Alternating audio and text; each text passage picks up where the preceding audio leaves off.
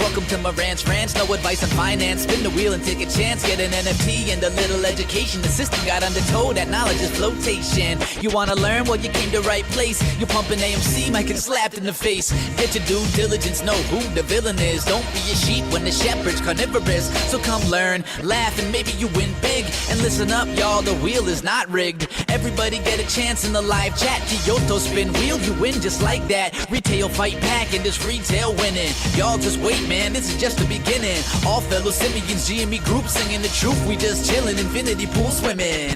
So welcome to Marantz Rantz. A lot of knowledge but no advice on finance. Don't even need pants, you can tune in naked like Kenny the Mayo Man. Internet's most hated. Don't wanna lose your money, then it's time for you to listen. If you're ignorant, invest in AMC or superposition. The stream about ready, they told us to don't dance. I do what I want. Welcome to Marantz Rantz. Welcome to Marantz Rantz. Welcome to Marantz Rantz. Welcome to Marantz Rantz. Welcome to Marantz Rantz. Welcome to Marantz Rantz. Welcome to Marantz Rantz. Welcome to Marantz Rantz. Welcome to Marantz Rantz. Welcome to Marantz Rantz. Welcome to Marantz Rantz. Welcome to Marantz Oh, thank you, Michael, for the nice, kind words to the chat. Infiltrating the chat like that, like you're trying to ruffle feathers and stuff. I mean, it just shows more of who you are versus the other people. I want to thank Spadigan for supporting the channel the way he does. What we're talking about there, we will talk about that drip. If you're not familiar with what drip is, that's your direct reinvestment, or your dividend reinvestment plan. And I've talked about it before in videos back in the day, man. I talked about that. It's something that I have on my Costco account, but I was talking about it because we were, GameStop was doing a split at the time, was giving out shares. And we were like, okay, make sure you get your shares, but make sure you also have this on because we didn't know what it was going to do. But we're there. I want to give a special shout out right now to Religious Muffin on TikTok. Religious Muffin is killing it with the gifts. And it's ridiculous. This guy's a level 22 gift giver. He's different. He's different in the world. I want to thank you guys for showing up today. It's Friday. I call it a happy Friday, good Friday, the best Friday. Why? Because it's the Friday before my wife's birthday. My wife's birthday is tomorrow night, but we will be celebrating it tonight and tomorrow night. She actually does it the whole month, believe it or not. She's wild. But Virgos, what can you do? You just say yes, ma'am. But let me gift, big dog. You can, Happy Gwen. I mean, I'm not stopping you. But we will be talking. We will be talking about the video last night. If you guys watched the video last night, I put a lot of effort into it, a lot of hours of research and digging. It was Connect the Dots Part 96. If you have not watched it, I encourage you to watch it. I was watching some of it right now, and it triggered me to do a couple other dumb videos on TikTok, which were fine. I have fun. I have a fun time with it on TikTok, but obviously I take Connect the Dots very serious here, and you should as well. I think it only works in the desktop web browser. Probably, Spadigan. Oh, to gift memberships and stuff? Yeah, probably you. Gwen, yeah, probably. I don't know. I don't know, guys. I just do the show. I'm not on the other side of the show. It's a little different. Well, gift me. Okay, that's how it works. So let's talk about it. Gonna be on YouTube. Have a good show now. Oh, thank you, Jimbo. Thank you, man. Appreciate you guys. So they come over to YouTube. I know everyone leaves TikTok, comes to YouTube, that type of style. I don't mind. YouTube's the better platform for me, and it's presented better. I know I'm low in the screen right now, and it has a lot to do with I have fatigue.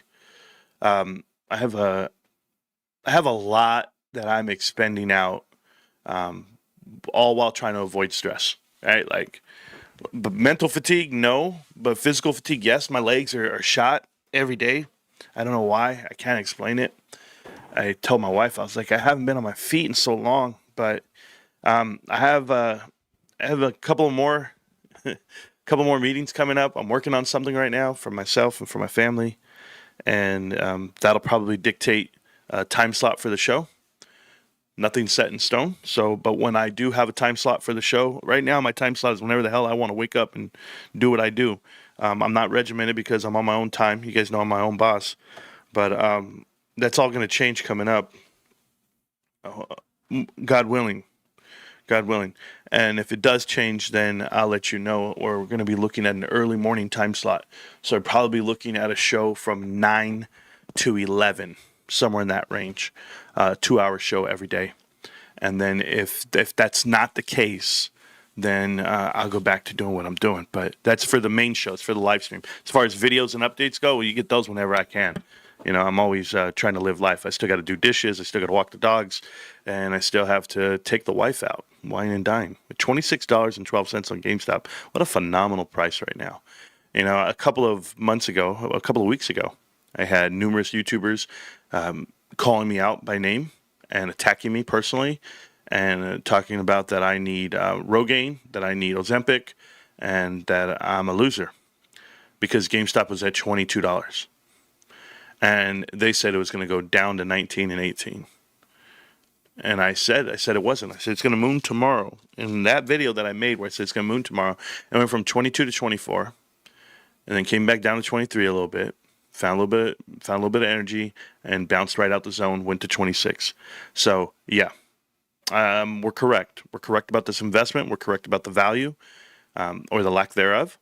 It's not valued correctly. And we have a couple more weeks to wait, okay? Now listen, guys, it's 9/19 today. We're close. It's September 19th. We're trying to get to October 3rd and then October 7th when the magic happens. What magic's going to happen? I don't know. You're going to get some free money in your account.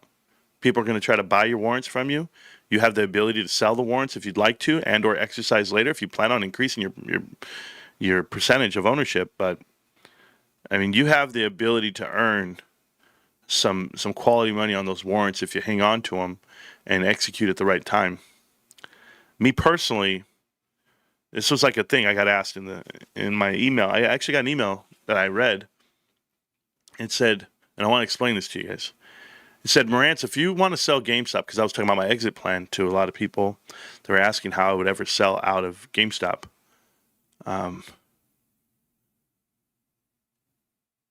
Okay, cool. Hey, Michael, do you have anything constructive to say, or are you just going to keep just shouting out about shit we're not talking about? Is that cool? All right, join the show, man. You'll be all right. So,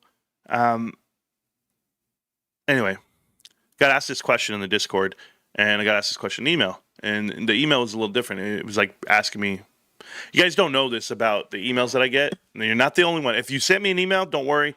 You guys don't know this. I get a lot of financial advice questions in the emails. A lot of financial advice questions. I'm like, well, we'll talk about it. I'll get to it. Give me a second. A lot of financial advice.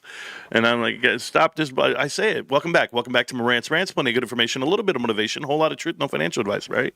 So anyway. Well, the question I got was, Marantz, when the price of GameStop gets to 300, you said you would sell 10 shares a month or 10 shares a day. What did I say? Okay, I want to explain something to you. In about 2 years from now, I think GameStop should be trading at around $300 a share. Me personally. Could it happen faster than that? Absolutely. But I'm looking for S&P 500.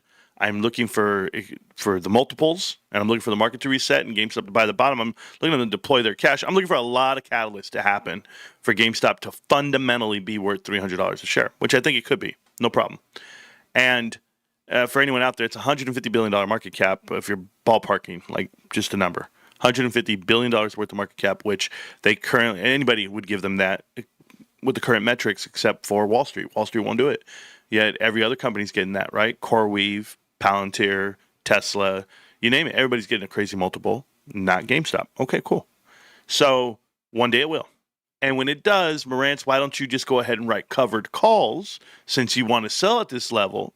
Why don't you write covered calls? And then if they get assigned, well, then you get to take home that money on 100 shares. That would be $30,000. What a run. You know, like this is what you're looking for. And I said, well, I don't think you heard me. I said I would sell 10 shares a month, not 100 on a random covered call so I could try to make some more money off of it and then get assignments out, because I plan for my position to get out of it slowly. I'm not looking at 1,000 shares today. Hell no. I want exposure to this company. I want to be in this company. I want to be along for the new ride, the real ride, the ride for forever. That's the whole point. Like I could still buy in at 300. I could still buy in at 400, 500. There's a whole new way of thinking, and it's not just a new way of thinking. It's people are not valuing what a share is worth. If you bought into this company 4.5 years ago when I started buying in, and those shares split 4-1, those shares represent 40% of a warrant. Like, you have to know you're getting value on top of value. And it's still a multiple. It's still going up. Yet you're giving bottom dollar. That was a 5X company on book back then when you bought it. That was a 7X book on, 7X book on company. You're at 2 right now. Just so that we're clear, book value gets smaller and smaller and smaller, percentage-wise, per share. You got to buy it all. You're getting a discount because that's a multiplier that people claim it's not, but it's not in their month or their year or their day. You guys, I'm going to tell you right now, what makes me sick, what makes my stomach, it just rumbles and tumbles, is I have to see Tony De Niro out here talking that bullshit like he's a bullish GameStop investor. I mean, you should hear him. I can't, man. It's the fakest thing I've ever heard. He's like, well, we're going to see what happens. I'm so bullish on this. This is a great opportunity for everybody. If you don't want to go along for the ride, I've been telling you guys, I got in at 21. I'm like, look, then what? If you're so bullish and you think it's going, so why aren't you buying right now? Why don't you get more, increase? Or how much did you really buy? That's why I have a problem with everybody. Until you show me that you've got whatever you have in it, content creators, don't talk to me about GameStop. You could say, Marantz, I got 10 grand. I'll be like, okay, let's talk. I'm okay. I'm not saying you got to have as much as me in there or I got to have as much as you. I'm just saying, show me something. Don't tell me you bought in at 21 and what do you have? 20 shares. Get the fuck out of here, man. Then you're so bullish? I call bullshit. And because I was there. I was there last year when you weren't so bullish. And we were all bullish. And we were explaining to you why $10 was a great, crazy price on the stock. And now... well, I see it going up past the $32 price point. Oh, well, then why aren't you buying in at 22? Because I bought in at 21. I mean, it's the dumbest argument to ever have. Tony will never prove that he had long GME shares before quarter 2 earnings announcement. Exactly. You've asked him 100 times. I know everybody does. Another day, win moon. Win moon? Tomorrow. Is that fair? Tomorrow. I'm telling you. You guys are never going to understand this investment until you go, you know what? Fuck, Marantz was right. Watch this. This market's going to correct, guys. Your 401k is going to get cut 50%. It's going to get depleted. You're going to lose a lot of fortunes right there. Certainly if you're in that horizon where you need to retire and or you're trying to do a home loan, you're trying to do something funky, you're going to take a hit. You're going to be like, shit, man, I took a hit. You know who's not going to take a hit? GameStop. GameStop is not going anywhere. That market corrects, that market falls down, your downside risk on GameStop is around $500 million. $500 million on market cap. But you guys not listen to what I'm telling you right now? There is nothing to worry about here. While everyone is pumping investments and hoping and praying that they have for another earnings report, hopefully the geopolitical footprint will, no headwinds. It'll be okay. Japan announced that they're selling off all of their ETFs. They're selling everything. It's happening right now. Today's the triple witching day. It's not quadruple witching, it's triple witching, but you're rebalancing today. You're seeing price action today. Not for GameStop, right? You wait till you see it. You wait till you feel it. This whole market's going to crumble. That shit's still going to be $26. You could strip this company of every asset, never sell a single product, and it only loses what? $600 million in assets? That's it. They carry over $400 million on inventory, and there's $200 million in buildings, plants and buildings, whatever the hell it was, 250. That's it. So cash and Bitcoin is worth more than the downside of what they're trying to give you. That's why I'm telling you it's ridiculous. The valuation for GameStop is so ridiculous, guys. They're at a $20 a share, and we're talking cash. Now what? The economy will get reset. I don't know when, but this is the ultimate hedge. This is the ultimate hedge. Companies like GameStop. Berkshire Hathaway's the same way. Berkshire Hathaway is going to be trillions and trillions of dollars ahead of everybody because they get to deploy that $350 billion when the market corrects. That's what Warren Buffett is doing. And he already taught his guys, hey, I might be 92, 93, but I'll tell you what, 10 years from now, that money's going to be worth an infinite amount. And it's so easy to make your 4%. I mean, you're going to make 4% off of $11 billion on GameStop. And where does that put you? That puts you at almost $500 million a year on profit. So there's a big problem there for a lot of people that don't know what I'm trying to tell them when I say, I don't care about this whole moon thing. I've never have. You guys been here with me. I type up shit and I go, hey, GameStop's going to $1,000 a share, $800 a share. It will. It will. When? I don't know. But it will. You're going to be a millionaire. You will.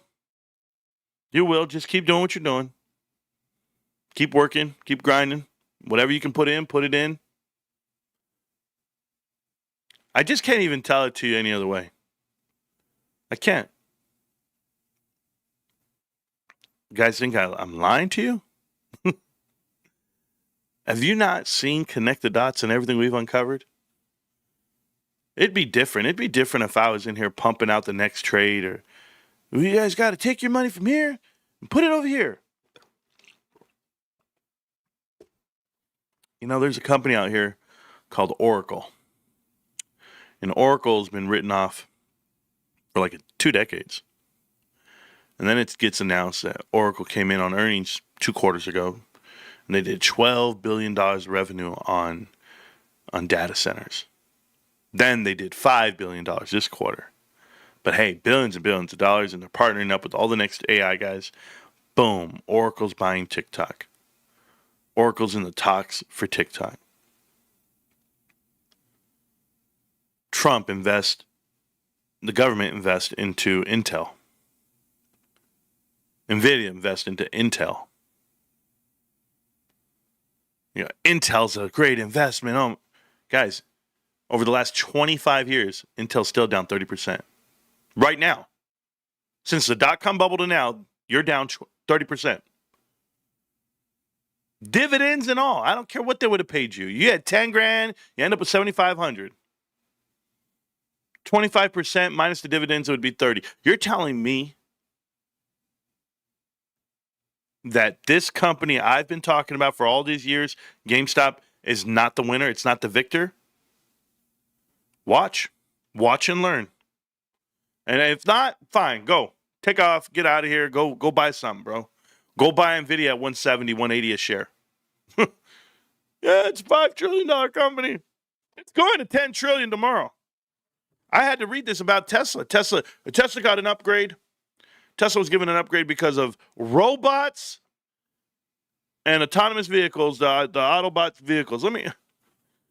I'll let you know when I buy a robot for my house.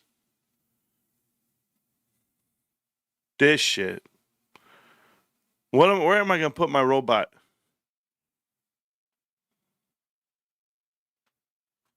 Tesla, I think legally you guys have a lot on your hands right now. Amazon did this. Amazon, as they grew, they got away with a lot of shit. People don't know about this about Amazon. Amazon, their drivers were actually outsourced because of all the accidents and people die from driving, delivering stuff, like UPS drivers. There's plenty of accidents that happen. Amazon drivers, they were outsourced drivers, so they wouldn't have that issue. Contracted drivers. Tesla has cars that killed someone driverless cars, and they got sued for it in hundreds of millions of dollars. One case. You pray it never happens again. But you want to make robots? Okay.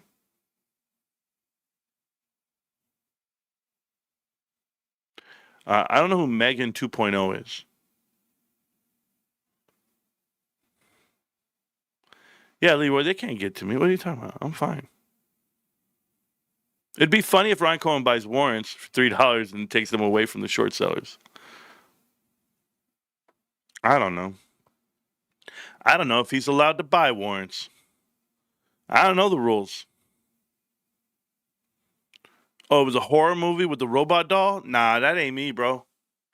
First off, I don't watch scary movies. We know that part. I don't watch them at all.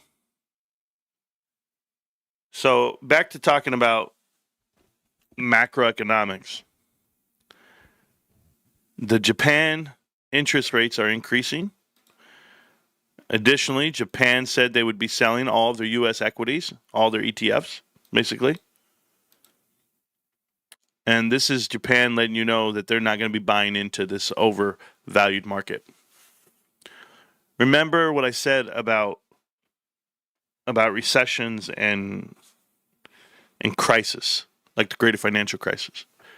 It will affect multiple countries, multiple markets, and the catalyst is usually a criminal investigation. Usually. Like Global Crossing going bankrupt, Enron, Bernie Madoff, The Big Short.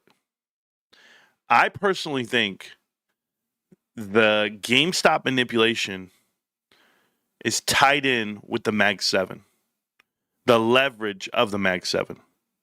Me personally. Because the longer GameStop goes up and to the right, and the longer people buy in and keep holding, diamond handing, and GameStop's market cap goes up, even by small amounts, it went up from like 5 billion to 10 billion to 11 billion, 12 billion. Look at what the market has to do. The market has to mimic GameStop's movements and offset it. And the problem I have with that is GameStop's not in the S&P 500, so it would make total sense to have a counterweight to it, like a seesaw. So if you ever want to know, like, if we can prove these trends of what I'm saying, I want you to look at GameStop today. And you see the chart. And we're going to verse it NVIDIA. Okay. So, do you see the complete opposite? I pray you do. I pray you guys see that when GameStop comes out the gate and then they separate. It's like they turn on the algo to separate the two. So GameStop goes up, they go down. They've got to catch back up on the algorithm side. And how do they do that? They use the whole SPY. The whole damn thing.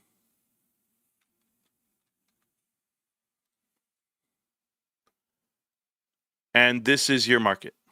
So this is GameStop going up and up and up.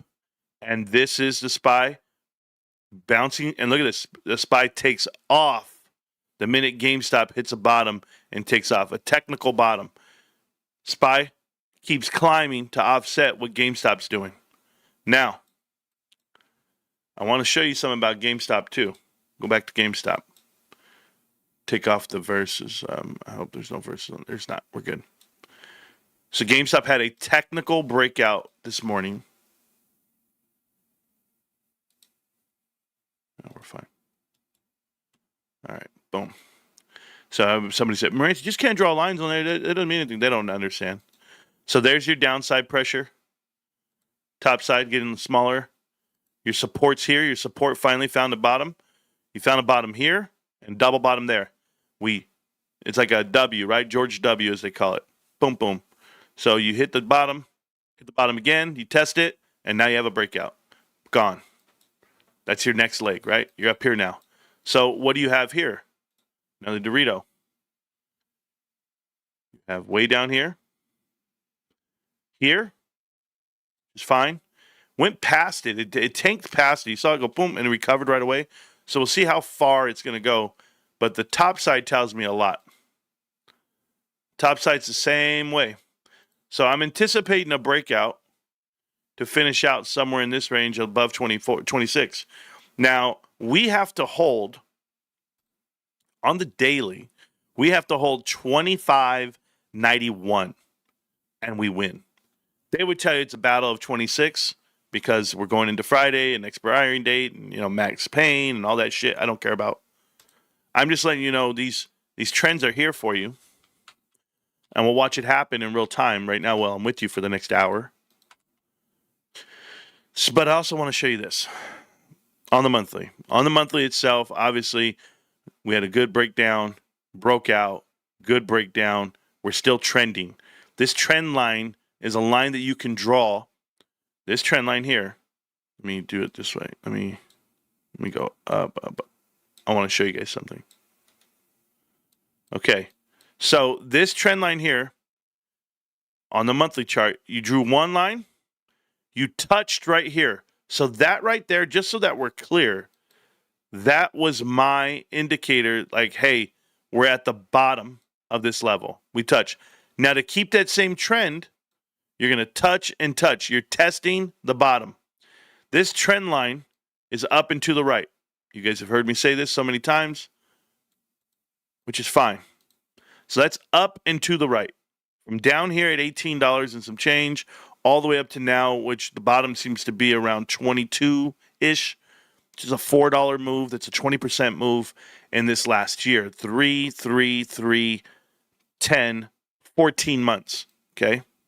Now, at that same time, we had this flagpole on the monthly, which is now your top. People are testing it out up there. Come down, find a little bit of retraction here, consolidation across. We go sideways. Now we've tested the top. Okay? Tested the top. We'll go ahead and test the top again. We will test the top again. The times that we tested the top here was 1, 2, 3, 4, 5, 6, 7, 8, 9, 10, 11. Took 11 months to test it twice. 1, 2, 3, 4, 5, 6, 7, 8, 9, 10, 11. At the 11th month, boom, that's next year. We should be able to break out of this no matter what. Just religiously break out. Okay, got it. Now, this is from the bottom candle here, which was at one point the breakout, and that was the top line where everybody had resistance. You see this resistance here, right here, all this resistance. It's a trend of like spiking up. Boom. Can't break past it, can't hold past it on the monthly charts. This is the monthly charts. I think we go sideways for the next couple months without a catalyst, right? We could break out early. We broke out early from this candle.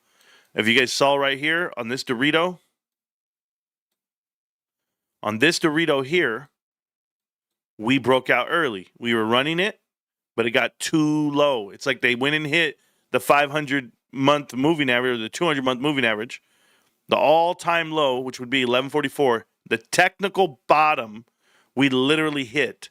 Once we hit that, we knew it. All right, we're going back up. It's been going up ever since, but back then it was that 200 MA was $10 flat, $9.95, like we said. So boom. So that's your support lines, and your resistance is there too, right here on the 50. That's our resistance right now. We're trying to get past it.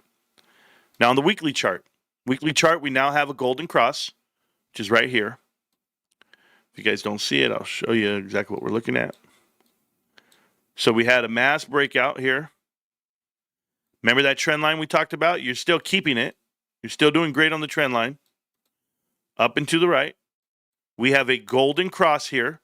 So finally, the 500 week or the 200 moving average is now the 50 is breaking out past it finally, because we've been holding that long.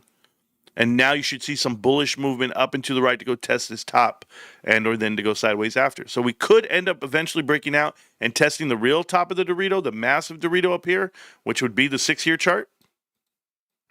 And if you're in TA, guys, I'm just going to tell you right now, you guys need to be doing logarithmic charting, not linear charts. If you've never seen my video on that, you should watch it. It's from a while ago. Recession session. There you go, Minty Fresher. Appreciate you, bro. And thank you so much for the love and support of the channel. Kane been watching those YouTubers calling you jobless, your husband is divorcing you, and many more evil misinformation messages on your platform. Oh, yeah, I don't care. I don't care one bit. You know what? Those individuals that cast stones at me and talk about my personal life, that, you know, you could talk about my personal everything. It doesn't diminish the message or the information. Like, I've learned so much from watching Charlie Kirk in the cut. When they really go at you, like how you react to things. And I've had the best debates here on this show. And my debating style is you're not going to win. You're not going to win. I'm going to win because you're debating me on a topic that's indefensible. And I don't have a problem doing that. But Michael is tripling down on his ignorance here. I'll ask the moderators to go ahead and show him the door forever. I never want to see him again. So something about people on the internet, like real trolls and haters, they are lonely people. They play video games, and maybe their whole friend group doesn't want to play with them anymore. They, they've worn out their welcome there. They don't know how to say they're sorry in relationships. They don't know how to apologize to their parents, and that leads to being jobless, homeless, and not much room to do anything else other than to go to the internet and interact with humans, but in a foul way. So, these guys, they're the bullies of the internet. They're the guys who are on video games saying, I shot you, I got you, shut up, camper, you ain't shit, you're rotten. I mean, come on, these guys, they hear a female playing video games, get back to the kitchen, get on the vacuum, go do some, all that stuff. And we've all been there. We've all been in those rooms saying, you know what? Michael, you can say all the hateful stuff you want, make your own platform and do it to yourself. Talk in the mirror. Tough guys talk in the mirror, I guess. I'm from Poland, watching your videos for 4 years. Thank you for your videos. I understand what GameStop really is, and I polished my English. 4 years ago, couldn't understand 50% of what you were saying. Now, 99%. Damn, bro, that makes me feel good. Shit. You learned English from me? That's scary. But now you really understand what we're talking about, this investment. I was trying to explain it to someone, because, you say GameStop and then people get triggered right away. What are you talking about? Like, they don't even take you serious. And you say, well, hold on. And I was still doing TA. Let me do the TA first, and then we'll go from there. Okay, so, and I know these day traders, that's not TA. You don't know what we're doing, bro. This is long. That's why it's called log, right? Logarithmic. If you don't know the applied mathematics on that and why we do it this way on a long-term chart, there's a 6-year chart. You would never use linear charts, but logarithmic trading you would. So here you go. Trend line's up. We're in a Dorito. We're in this smaller Dorito within this other Dorito within this massive Dorito. So just wait till we break out of the massive Dorito. And it's going to be somewhere out here. This will be your support line. And we'll be bouncing around the new world. And it's going to be magnificent, guys. Like, I don't know. I don't know how long it's going to take. But I can tell you their time is shorter and shorter every day. Like most people alive on this planet, right? I love it. Dirty Randy, happy to support the Truth Hammer. Thanks, Dirty Man. Appreciate that, man. That's awesome. I'll do my best to keep pushing out the right information. Let's talk about some information. So, I was talking to somebody about GameStop. First thing happens, I say, hey. They go, hey, man, what are you doing? What are you doing? I said, nah, you know me, I'm just doing YouTube. Okay, cool. Are you still talking about that GameStop? I said, yeah. Oh, bro, come on. There's better topics, bro. There's this singer named David. And I was like, yeah, I know about it. The 18-year-old kid who abducted the 13-year-old girl who ran away from home, and then he cut her up in pieces and left her in his Tesla. Yeah, okay, let's call Elon Musk and let's ask him, where's the videotapes? Where's the videotapes of the singer at that car, at that Tesla? Because there's cameras all over Teslas. Tell me right now. It's too easy. These crimes are everywhere. These guys put cameras in every car. I want to know what's up. They found her body. Boom. She's 15 years old, guys. And he sings the most iconic song on TikTok. I don't care how long it takes. I'll wait for you. I've got a smile on my face. Now that I know that song was talking about him waiting for her to come of age, and he didn't even wait that long. Oh, you should see these disgusting messages. Anyway, this fucking punk. And I'll say it, but anyway, yeah. Back to what I was doing, man. I go crazy. You guys don't want me to talk about common things. You don't want to talk about like pop culture shit because the world's evil. That's all I can tell you on that. But anyway, back to the investment stuff. So the guy goes, "Hey man, what are you talking about?" It's like GameStop. Okay, what's up with GameStop? You should have seen it last night. I had one of my guys, one of my employees. He calls me. And he's a manager, and he calls me and he goes, "Hey," bro, I'm just checking in. What do you got going on right now? What are you doing? I said, I'm busy solving Charlie Kirk's murder. And he goes, "No, they already got the guy." No, you're not understanding. I'm busy solving Charlie Kirk's murder. So, if you guys have it in you, I ask, and I don't ask things of you guys. I really don't. You know, I don't ask you for video ideas. I don't ask you for much. I mean, I ask Trove for a lot. I will say that. I asked Jay and Trove and the mods, but share the video. Share Connect the Dots Part 96 and get it to the world, please. I don't care if you're sharing it with your cousin. I don't care if you're sharing it with your sister. Like, share it so people can see it, because you never know who will get triggered and who will absolutely know what's going on. If you are not familiar with what's happening in this world, there were some content creators, extremists for the left, that conspired to go to the college, Utah Valley College, whatever, Utah Valley University, UVU, and harass Charlie and keep him in a hornet's nest, and they spit and spew that negative rhetoric for an opposing view. And I have all the receipts. And I went and got them myself. I didn't wait for somebody in the internet. I didn't wait for the FBI to give me a fake-ass transcript. I went and did it myself. I went to their Discords. I went to their websites. I went to every page. I read every message. I grinded all night last night. I got a video out like around midnight or something. But I was in the zone. And nobody could talk to me. My wife came in, she brought me food and a drink, and she didn't say a word. She knew I was cooking. And if you watch the video, you'll understand the narrative. Charlie got killed, and these guys are trying to take his ideas and what he did, and they're trying to do it themselves. And the funding behind it, Destiny, the funding behind everything is just left. Donate to my platform so I can go travel and harass Charlie. And these guys did that. And I don't know how you make a living doing that. The fact that his wife, Hunter, his last name is it Kodak? Hunter Kodak. Hunter Kodak, his wife, was funded by USAID. Then stopped funding, moved to Utah, right, in January. And next thing you know, this guy he's reinvigorated again, calling Trump a fascist and saying, Charlie Kirk's hateful messages, and he hates America and the youth, and they want to go attack him. I'm not paraphrasing. And that's the kid that was talking to Charlie when he got assassinated. That's the guy.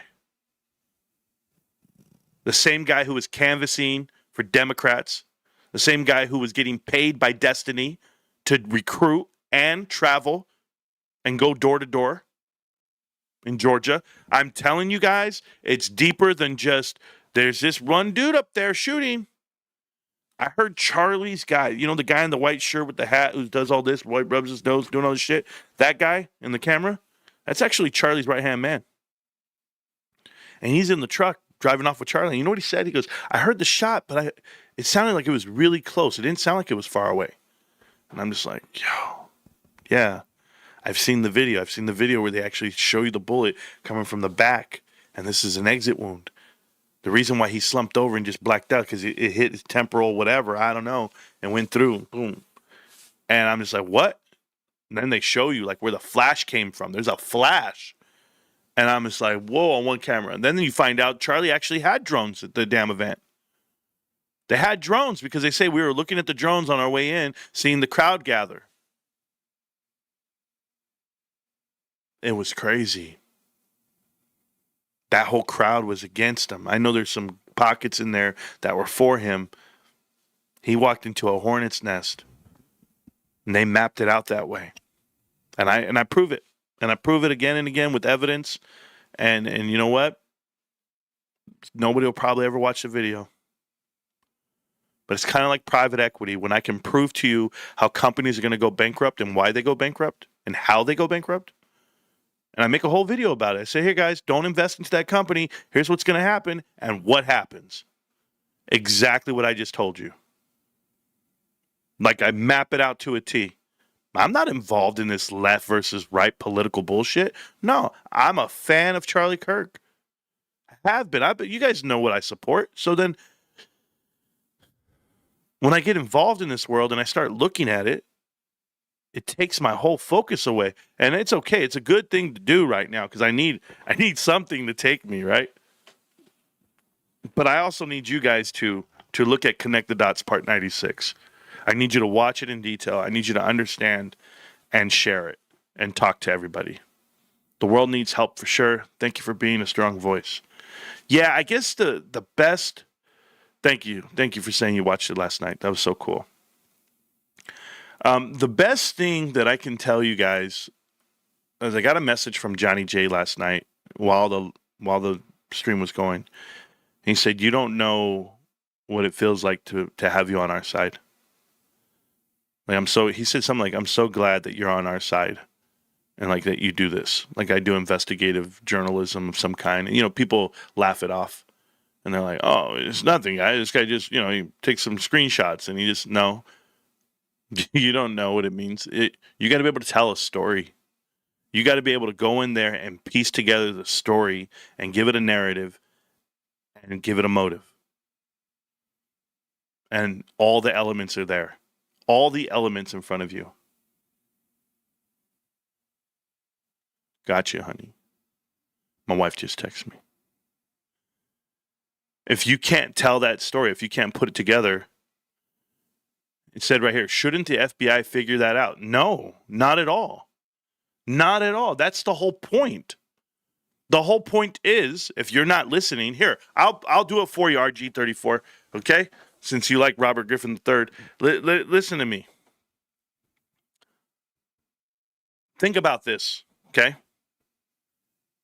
I'm going to give you a transcript. Here's the transcript. Here's the dialogue. I haven't texted you all day. I haven't talked to you all day. I haven't called you all day, but I live with you and I live 4 hours away. And I say this, please go check under the keyboard. Oh my God. Yes. I'm going to text you all these messages right now so that you have a written documentation of something that you could put into court right now. Not a hearsay, not you said this and I said that. We need it text down. The weapon used, why I have it, what's my motive, where am I at, what am I doing? I didn't want to tell you this my whole life. I wanted to keep this a secret, but it's been about 3 hours, so let me go ahead and tell you now. There's a squad car, there's a vehicle, I must retrieve it. I'm going to change my outfit. Am I a man saying outfit? There's so many inconsistencies with the story and the timeline, and I was asking common questions, like, because I've texted my spouse before. Oh, what do you mean? You're where? What is going on? I'm going to call you right now. Don't move. What do you mean? Can you call me? Call me. Call me. We need to talk. You just assassinated Charlie Kirk? We need to talk. Oh, my God. Okay, are you hungry? Do you need me to come get you? Do you need a ride? How are you going to get out? Or were you there the whole time? What's your alibi? How'd you know Charlie was going to be there? How'd you know to have a weapon on the roof? How'd you know? Like, there's so many questions you would have. Remember when I was engraving bullets? I mean, you explain every detail of the damn crime on a written transcript.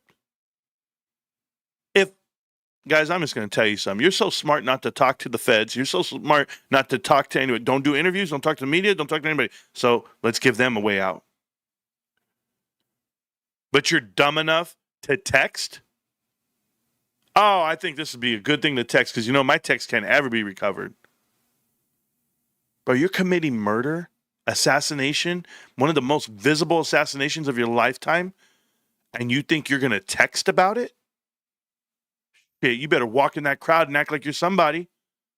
What's going on over here, guys? You don't read enough romance novels. Not enough. Because the words being used. Oh, yeah, no, my dad was recently MAGA. Recently? Did he vote for Trump in the last election 8 years ago? Recently?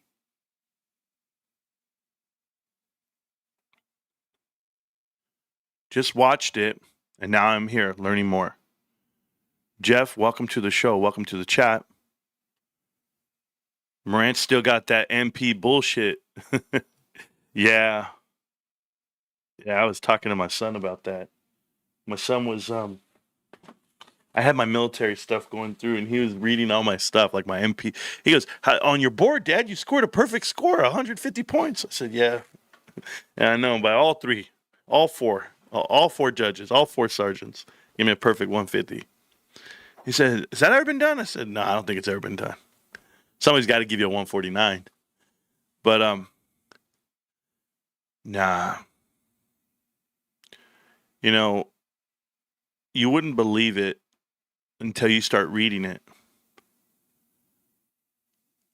Like, how am I supposed to find a text in a Discord that's dead? The Discord's dead. There's only 57 people in that Discord, 14 of which were active. Where's the FBI? This is the guy asking a transgender question. Where is everybody in this? Why are people not going through this? And it clearly states, Destiny is sponsoring my trip to Georgia. Destiny, the political YouTuber or whatever they said, the political social media guy. These are the circles. They're out there doing the same Unfuck America tour. Yeah. Radicalist. You should hear them speak. Because what pissed me off, you know what triggered me, guys? Can I tell you what triggered me? I don't mind showing you guys, not one bit, because you're here with me. This is what triggers me. And let's go to TikTok. Watch this. This is what triggers me about the kid. His name's Hunter. Okay, Hunter Kodak. If you guys don't know, I'm going to show you what triggers me. Look at this. This is his channel, okay?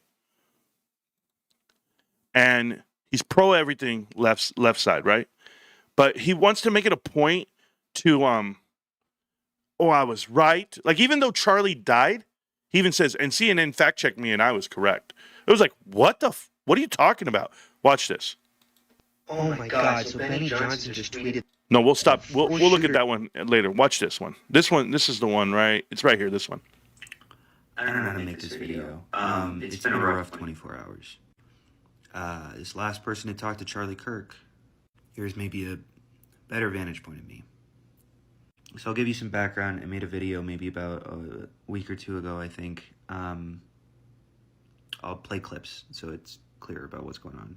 Oh my God. So Charlie Kirk just said that the suspected Minneapolis school shooter was trans. First Nashville, now this. How many times makes a trend? Probably the only way to do this is to have an ungodly amount of time to parse through all of the 6,000 mass shootings that have ever happened in the history of America. I mean, Charlie's counting on the fact that only a psycho would do all that. Trans people are surprisingly and extremely nonviolent. Now, while I was scrolling Charlie Kirk's video, I noticed that he was... Remember the premise of debate. Okay, I want to make this very clear to people. This happens all the time in the meltdown. All the time when I talk to people about GameStop, they'll use numbers and to frame the argument, but it's something like this. Well, in the history of the world, there's been X amount of trans people, and there's been five related trans mass shootings in the last year, but you divide that by the amount of people per capita, it's really not that violent. If you think it's only 5, and to be considered a trend, it would have to be 18 times to 55 times, because a trend is either less than 18 and or more than 55. That's a trend. The middle of the ground would just be a medium. It's like, this is the way they talk. They don't talk in realities. And the realities was that Charlie was saying at the time was, hey, why are all these, not just because they're trans, he's saying mental health. Individuals with mental health issues, and that's what they attribute trans to, is who are committing these crimes. It's not just trans people, obviously. There's mass shootings all the time. But then what do you classify in a mass shooting? He says there's 6,000 of them. That, really? 6,000? And there's only a cycle would go through the whole log. Yeah, I've got it. What are you classifying as a mass shooting? Let's do that argument. I mean, we can debate to debate if you want, Hunter. But here's the part that pissed me off. Watch. Touring America, and he was touring universities specifically. And one of these caught my eye because one of these is the university I'm currently going to. Obviously, that university was UVU, where I currently go to school, and I'm getting a degree in mathematics in. I'm not going to show a video of what happened, mostly because I can barely watch it. But yeah, here's what I asked. I asked, do you know how many transgender Americans have been mass shooters over the last 10 years? Too many. I said the number's 5, counting or non-counting gang violence. Pop is heard. Shout out to CNN for fact-checking me and saying I'm right. The kid's very just self-serving. Shout out to CNN for fact-checking me, telling me I'm right. Like, who gives a shit, bro? You're right compared to what? You'll never know what Charlie had to say about it. You're right about what? You're right about statistics? Somewhere in there, we got to be pro-reality. First off, you sick fucking psychos that think this is the answer. It's not. I don't know what else to say. It's fucking not. It's awful, and a father doesn't have his kids anymore. Charlie had 2 kids and a wife.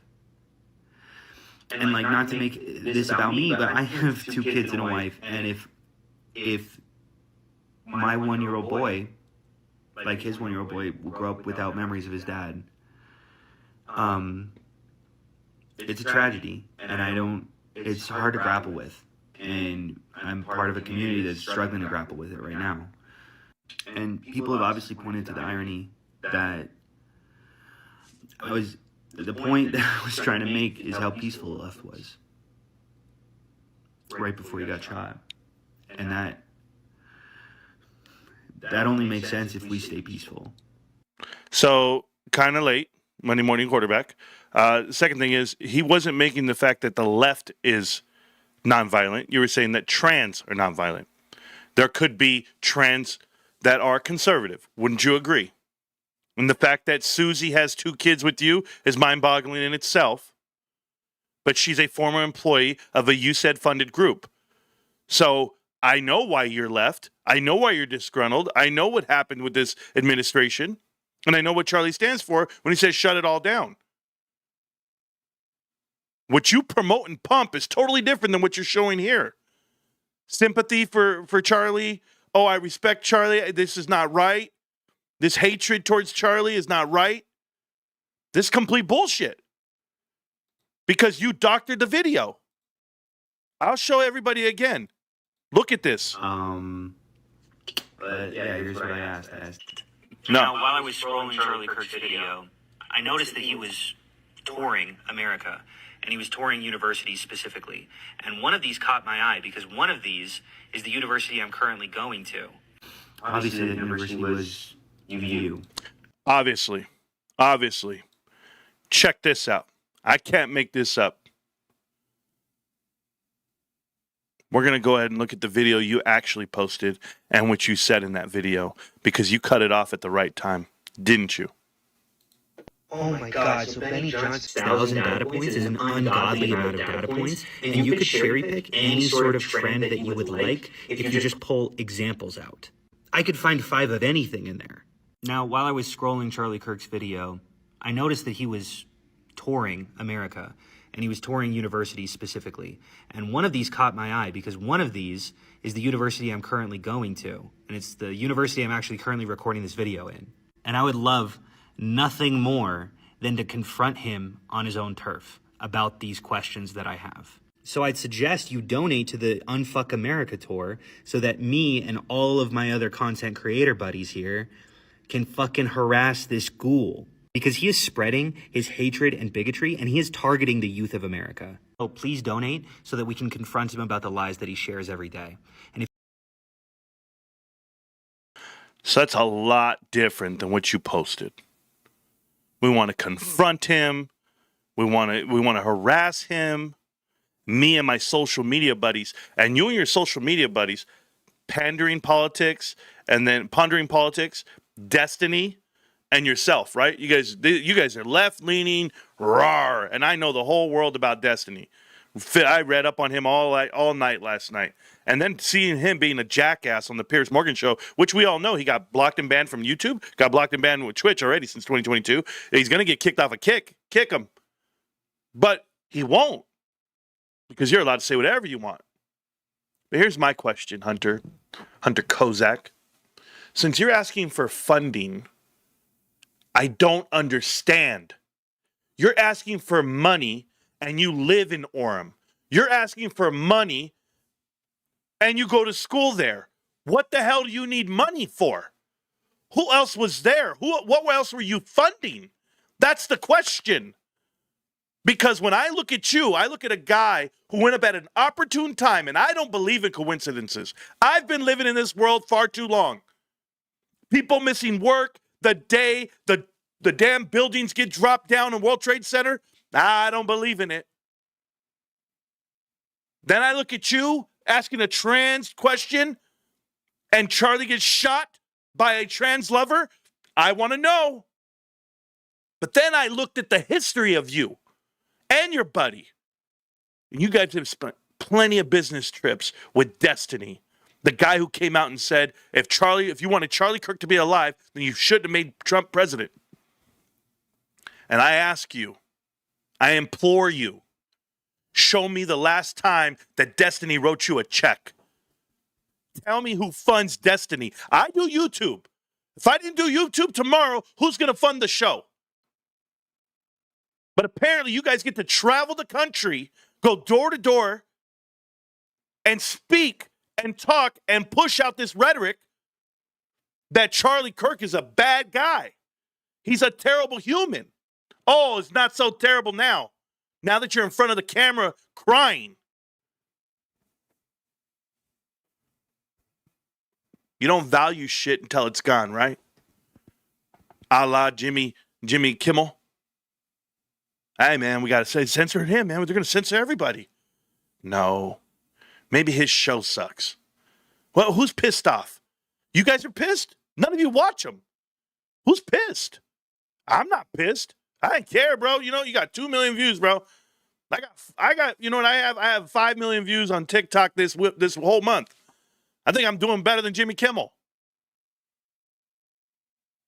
But who's paying Destiny? That's what I want to know. The money behind Destiny is the money that pushes out this hate. You want to know why people get radicalized? You want to know why people are up on roofs with rifles? Because of people like you. There's the blame game. There's the truth. Allegedly. Now you know what I do with my day. Welcome back to Marantz Rantz. Plenty of good information, a little bit of motivation, a whole lot of truth, no financial advice. If you guys don't know, I'm aware who George Soros is. I know how he funds these things, but show me. Because this guy's been living a lie. in front of the world for the last 2 weeks, and I'm not going to put up with that shit. I don't give people not even 1 inch to lie to me. Nope, you took a man's life. You took a man's life, and I know, the Fed can tailor make the words to make it look like it's one guy so they can get the death penalty, so they can get the dog and pony show. God forbid it's a cabal of lefties that went ahead and set this all up, that everybody got together and everybody waited for the right opportunity. All right, you say you did it. You escaped the back way. We do all this in the name of God, in the name of glory, in the name of freedom of the press, in the name of liberty. Explain it to me. Because if it was them, now we have a problem. Now we have a hate group. Now we have a crime. But right now, it's just some dude who couldn't take his dad and who he voted for. You know, I don't give a shit who your dad votes for. Are you kidding? There's kids out there, I don't like who my dad's fucking. Did I use the wrong language? I'm so sorry. I should start using language like them. Apologize, Charlie. I need to clean that up, man. I can do better.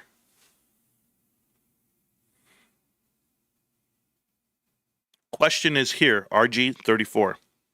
What are your thoughts about Charlie questioning Israel recently and Charlie feeling that his life could be threatened because of that position? It's the same way I feel. I feel the same damn way. My wife, she didn't want me to do the video last night. She said, "Why do you need to do it? Why can't you just give the tip and not?" I said, "Baby, it has to be me. Because if it's not me, then they won't word it the way I would say it.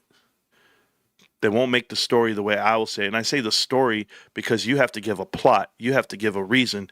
You have all these layers, and I have them all. Trust me, imagine making connect the dots when you've seen the information come in, and you're just like, oh my God, is this really happening? I just heard that in the video. I just heard that. I just read that. I just saw that. Your heart goes crazy. Your mind goes crazy.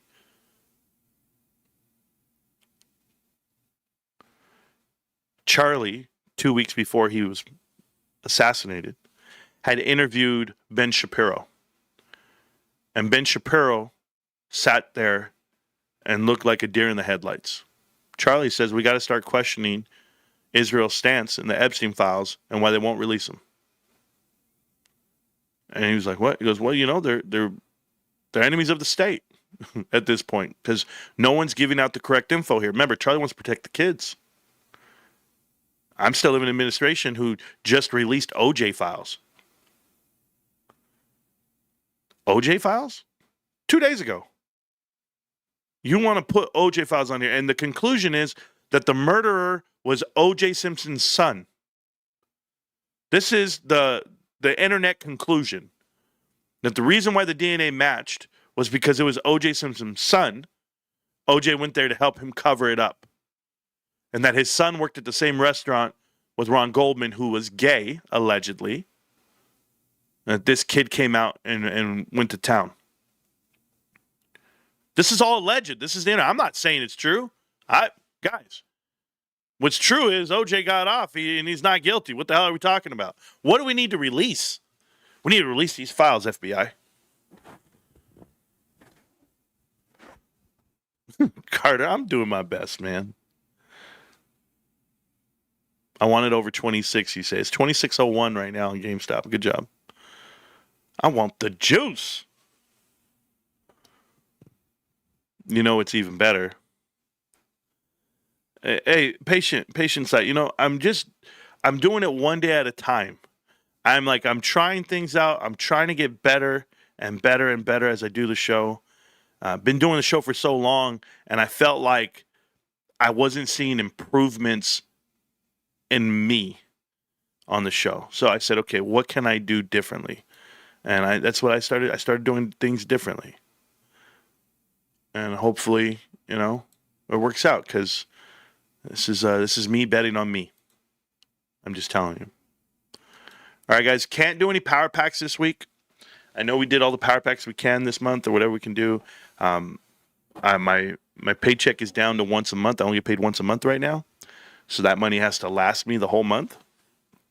It's really tough to do. I'm not one of those guys who tries to live off of programs. So unemployment wasn't an option for me. I'm not that way. I'm a whole different type of cat. You guys will never understand my mentality on this, but it drives me. I think, and it's something I learned in 09 and 10 and 11. And I told my wife the way I feel about it. She's like, you could get unemployment if you're not going to work anymore, if you're going to just stay home. I said, yeah, I could. I said, but you remember the last time I got unemployment? I stood home for 2 years and I played WoW. Zero drive. It's like one of those things when people are on the state for stuff, their mentality changes. It's like a safety net that destroys ambition. So like I know what I want to do. I'm trying to do something. I'm trying to do something right now, and I'm doing it. And so that's my drive right now. And I'm trying to be, the best I can be. So there you go. If you ever want to know me, I just want to be here and do the right thing and put out the right info. So no power packs. That was my point. Now, check this out. So here's my GameStop website, if you guys have seen it. I have not checked my cards. So let's go check the cards. Let's go see if they're there. Yes, I'm human. Thank you. Successful. Redirect the page. Thank you. Okay. I love that they don't let bots and stuff on the website. So right here, research and ID. So they are not graded yet. I'm still waiting for them to get graded. I have cards out there at PSA. I sent them out. They've arrived at PSA, this other one. Good. Let's get some cards graded, PSA. Get your shit together. And then we'll go from there. Others. Graded cards at GameStop right now on the website. Look at that Umbreon right there. Hey, AJ, question for you, little man. Did you try to trade in the card I gave you? There's the Umbreon EX. Boom. Hopefully you got a PSA 10, though. That's a PSA 9 for now. But hopefully you got a 10. 10's worth, a good little bit.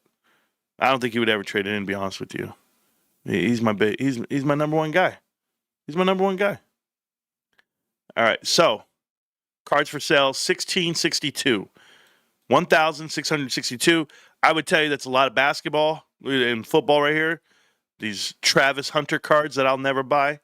But let's go see what the cards are. So Pokemon, look at that, 739, down from 830. They sold over 100. So they only have 739 Pokemon cards. That's phenomenal. I'm sure the website has more. GameStop as a company, looking great. Somebody asked me about a company when we started the show. They asked me about UPS. Let me say, is UPS a good investment?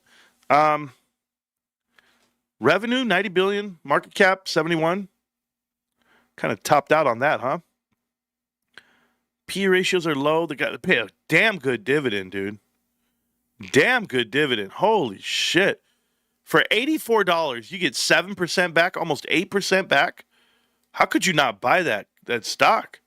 Let's go see it. Oh, I can't buy it. I only buy GameStop, but this is like, let me check it out real quick. So Christmas, obviously, I got it. Give me the trailing 12. Okay, so as a company, they're flat. Got it. Gross profit, they're flat. Got it. Operating income, flat. Got it. Not too amazing. Net income, 5.7 billion. Got it. Solid, man. UPS is no joke. By the way, it's private equity run and all that, so I wouldn't buy into it. But I'm just looking at the value itself. I'm just trying to see value. Free cash flow per share, $4. $4, man. Okay. Margins are not amazing, but they're all in the positive, which is not bad. All right, so that's them. Balance sheet. They have $6 billion. So about a little more than half of what GameStop has. But they do really good in the cash department. Not bad for cash. Current assets, 18 billion versus 14 on total liabilities. So they have more assets than liabilities. Total assets, 71 versus 55. Solid. I don't like this, though. I don't like $23 billion in debt. I do not like $23 billion worth of debt. No. Not good. That means in about 5 years from now, you're going to have a huge problem on your hands here. But as of today, they're all right. Net cash per... Look at this. Net cash, no cash. Net cash per share, no cash. Ooh. Shareholder equity, 15 billion. I would tell you book 18 trades 5 times book, about right, and which is normal for a lot of things. Yeah, so this is a company that you would just hang on for the dividend. So you literally would put your money in for the dividend on this. You're getting an 8% run for free, 7.78 free. Load up. You load up at this price point because if the price target's 106, then what are you really getting? Your dividend payout then is 6%. So it's a higher paid out dividend, and the 80s right now is where you're at. But you're back down to one of the lowest trends from topping all the way at the top to the bottom. You're going to find support. It should bounce out of here. You should find some support on the yearly charts here. But like I said, fundamentals of this company are going down. It's not great, but I honestly, if you're going to buy it, if you're asking me about that, just from like a purely financial standpoint, solid buy, hang on to it. If they lower the dividend, get the hell out. If the price goes up above 84, you take your profits and you run. You probably take your profits at around like 105. You take the 20 was that 85? Yeah, 30%. So you take your profits at around 30% increase, and you collect that extra dividend payout. So then if you would sell within that first year, you'd probably make back with the 30 plus the dividend, you'd probably make back around like 80% or 40%. That's not bad. Not bad at all for a short-term hold. Long-term, you got to hang on to it for about 2 years. 2 years worth of dividends. I hope that makes sense. So that's UPS. Yeah, so if you're an employee at UPS, I can imagine, man, you're getting paid really good. That's a really good thing. We'd have those conversations. Me, I'm just a guy. I don't know much. Well, hi, there you go. You asked, I answered. What was the next question there? Sorry I'm late. Thank you for the $5 super chat there, Benjamin. Goes a long way for the wifey this weekend. I promise you, I'm gonna be buying her. I already have all the liquor in the house. I'm not buying drinks at the club. You know, how, like it's somebody's birthday. Hey man, we at least got to get a table, get a section, get a bottle, get some. We got to show out. No, we do not. I'll be drinking in the parking lot. I'll pour that shit in a cup. The best part about the casinos that we go to, my wife and I, when we go out, you can take your own drinks in from the street. I don't know if it's frowned upon. I've never been told I can't. I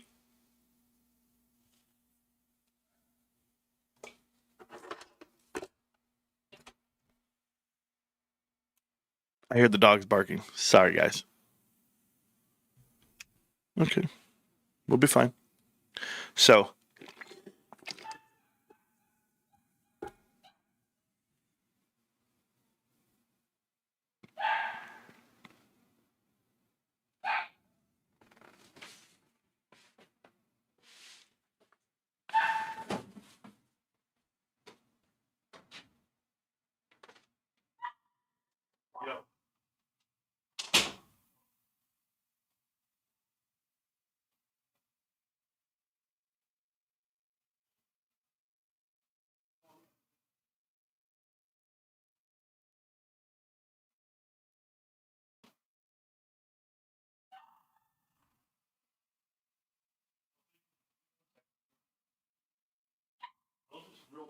right there.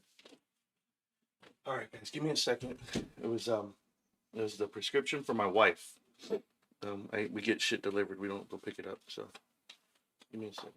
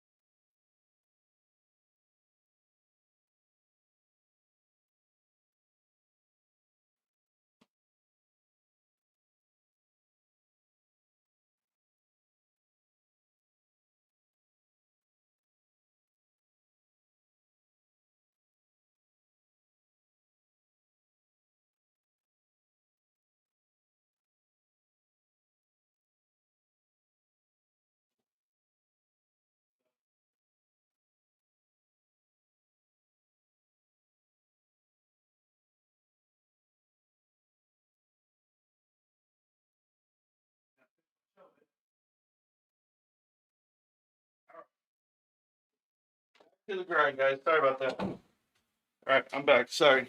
Hey, I told you someone was here. My pit bulls were telling me. I knew it.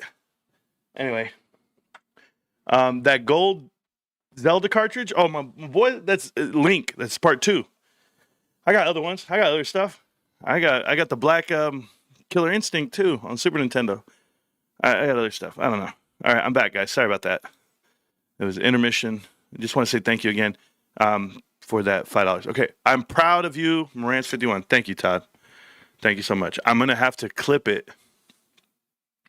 That part right now we were just doing. Only one silver, the rest starters, but it's badass. I'm a huge fan. Oh, you got it? Shout out to Marantz. Pulled over 50 power packs yesterday. One of the best ways to support your investment in stock, more collectibles, and stack more collectibles. I'm going to tell you something else. FN5.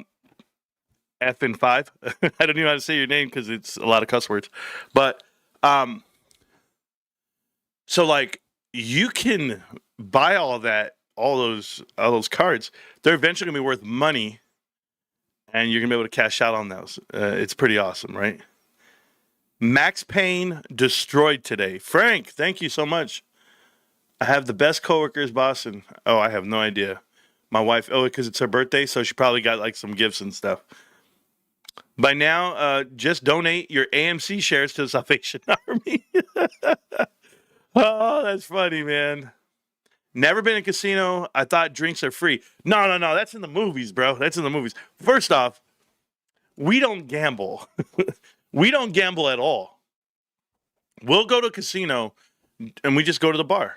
That's it. We go to the bar, we have a drink, and we'll watch maybe a sporting event on the TV. There's some sports betting sections. There's sports viewing sections. But then, in addition to that, there's nightlife. There's like a nightclub. There's comedy club. There's a concert hall. There's live music up downstairs in the amphitheater. It might be upstairs on the 12th floor. Just depends. So it depends what casino we're at. So but we've been going to these casinos for 20 years, 25 years. Everybody knows us. So, my wife's talking about something's coming home. Some food's coming home. Let's go. But that's the casinos are. We have one of the best spots in the world for casinos, and everybody knows it. Everybody knows it. We have Indian casinos, and there's 7 of them. So, Marantz, can you use your GameStop Pro card to buy packs? No, I haven't been able to do it. I have the credit card. Maybe, I don't know. I don't think you can. I haven't tried it, though. Maybe I should try. I have a card. Well, you know what? Power packs. Let's go try. You stay there, and I'll figure it out while I talk to you. I can try. Right here in front of you. If you guys do not have a GameStop Pro card right here, this is the credit card from GameStop. Okay? Go in there, get approved. Call it a day. It's easy. Let's see if I can add... Oh, I could withdraw the money in there? Oh, shit. That's awesome. Let me see about buying a pack. Let's see what it says. Let's add a new card. So it doesn't have... Oh, it does. Let me try this. Let me try it. Let me see what it does. It doesn't give you that option, I don't think, because, see, when cards start with the number 7, they're not the major credit cards. Visa starts with 4, MasterCard starts with 5, AMX starts with 3, and Discover starts with 6. So this one starts with a 7. So I don't know if they're going to take it, but I will try it. Ooh. I think it works. I think it works. Let's see. I don't know. Nope. It doesn't work. It doesn't work. I tried. I'm living proof. I was going to give it a run, too. I was going to be like, let's go. Nah. I'm happy it doesn't work. I need to stop. Man, you don't know about my life right now. It's guys, I'm living on the edge, bros. I'm different. I mean, I'll be fine. I'll be fine after October. After October, I'll be fine because T. Rowe Price has nothing. They gotta get it back to me. They gotta. I'm selling. I'm selling Costco shares and I don't care. So I just gotta wait till October. But that's where I'm at right now. Okay, let me get back in here really quick. Sorry, guys. Okay. So right now, GameStop is trading at $26.06, and it closed out above $26. What did I tell you? Phenomenal. If you saw the chart that I drew earlier, it happened just the way I wanted it to. Okay, so let's talk all this info. You guys are asking questions in the chat. I'll answer questions. If you guys are over here on TikTok, I'm here for you too. Okay. Absolutely free drinks in Vegas as long as you gamble. Yeah, I don't gamble. That was the whole point. I'm at the dentist just for a checkup. Enjoy it, Pops. Do your best. Keep killing it. All right, so shout out to Marantz. There we go.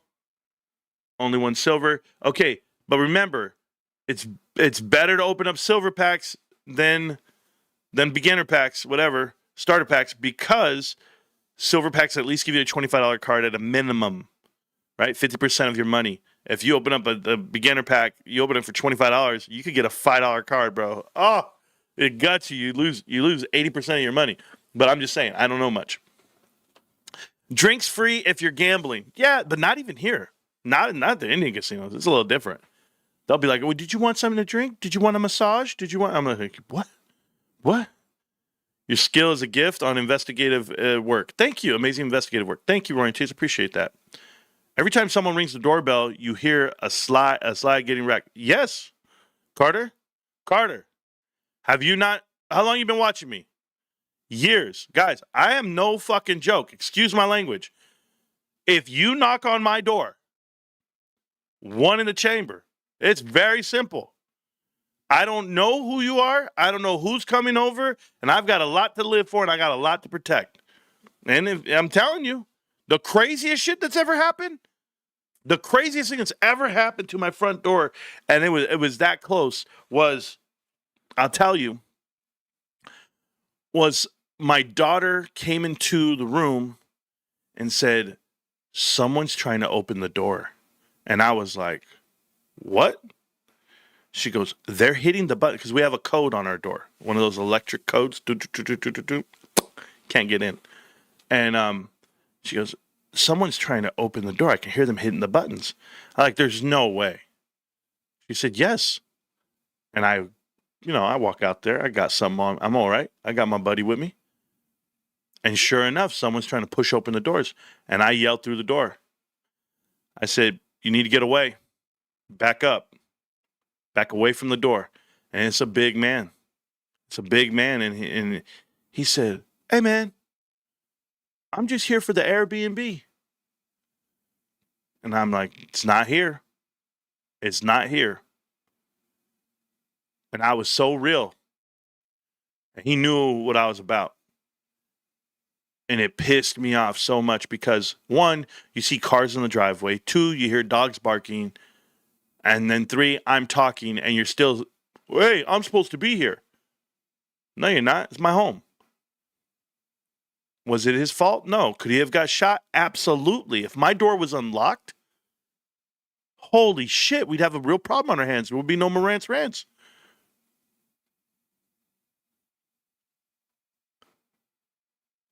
So he shows me the ad on Airbnb that has my address posted with an available room for rent, with available housing for rent on Airbnb. It was my neighbor. My neighbor put the wrong address down. And he almost got his tenant killed. I'm not joking with you. Because what the hell am I supposed to do? But get busy. Ask questions later. I don't ask questions. Aim, center, mass, handle what you do. Straight up. I'm a G about it. I'm real about it. And if you think I panic in the moment or I can't get it, I was showing, watch this. I'm going to show you guys something.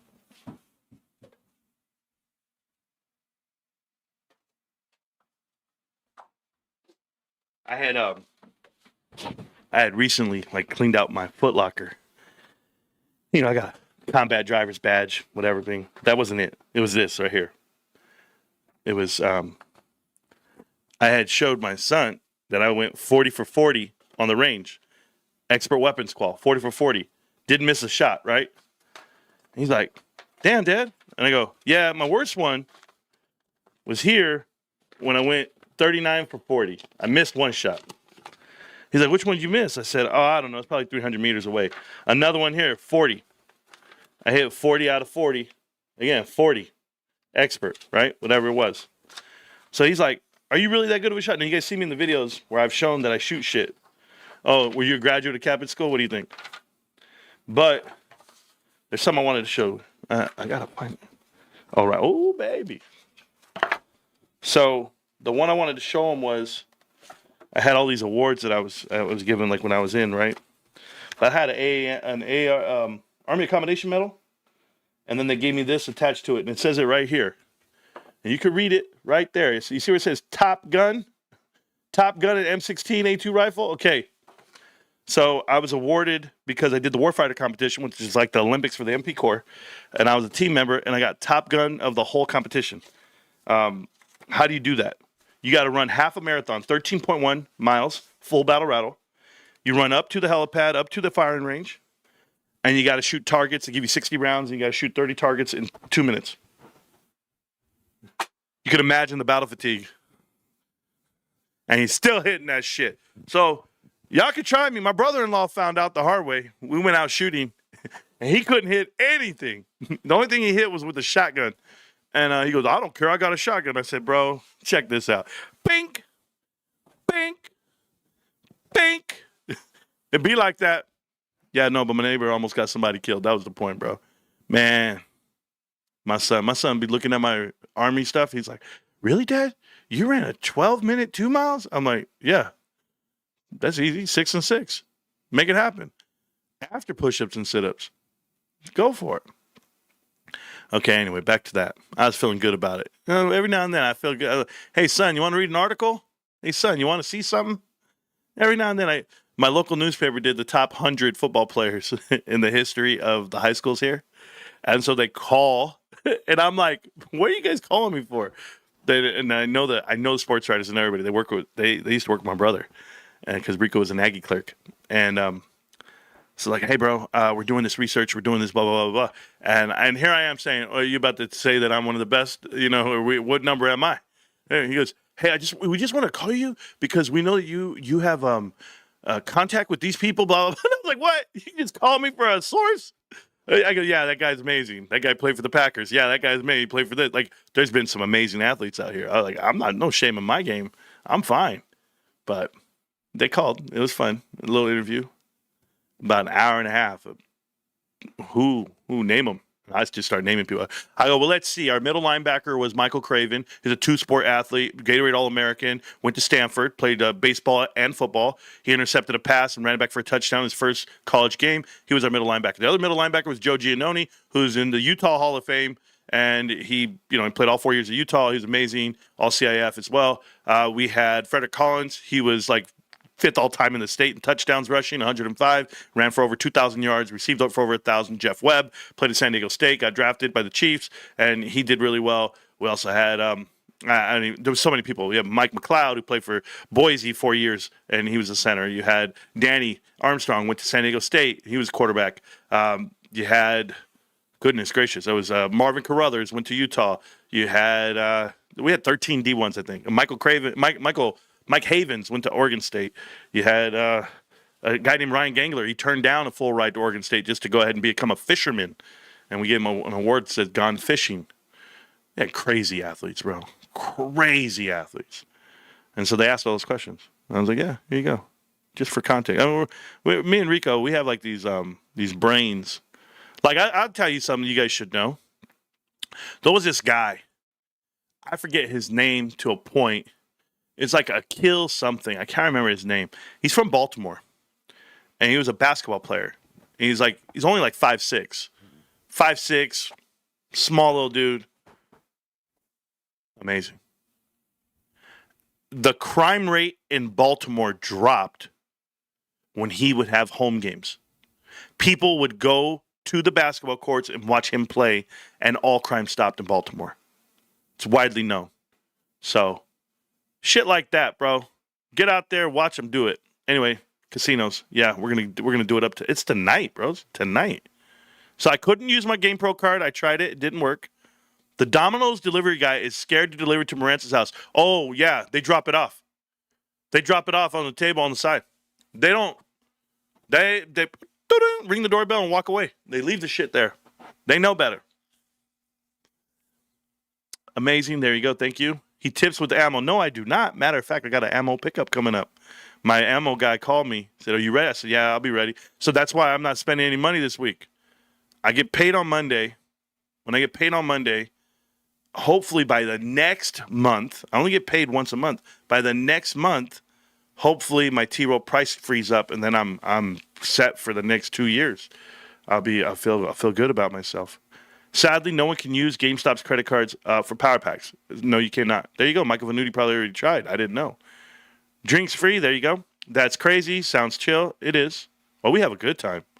But here's the thing. If you met my wife and I, like I think Anthony will tell you this, we're like cool as shit. I'm sorry to tell you this. My wife and I are cool. Like, we the cool people. So like when you see like someone's having a time, we are the time. We are the party. Is there any truth to the rumor of a PSA acquisition from GME? I've talked about this before, Mr. Stumble. One, I think PSA is so massive now because of GameStop that GameStop has extreme leverage.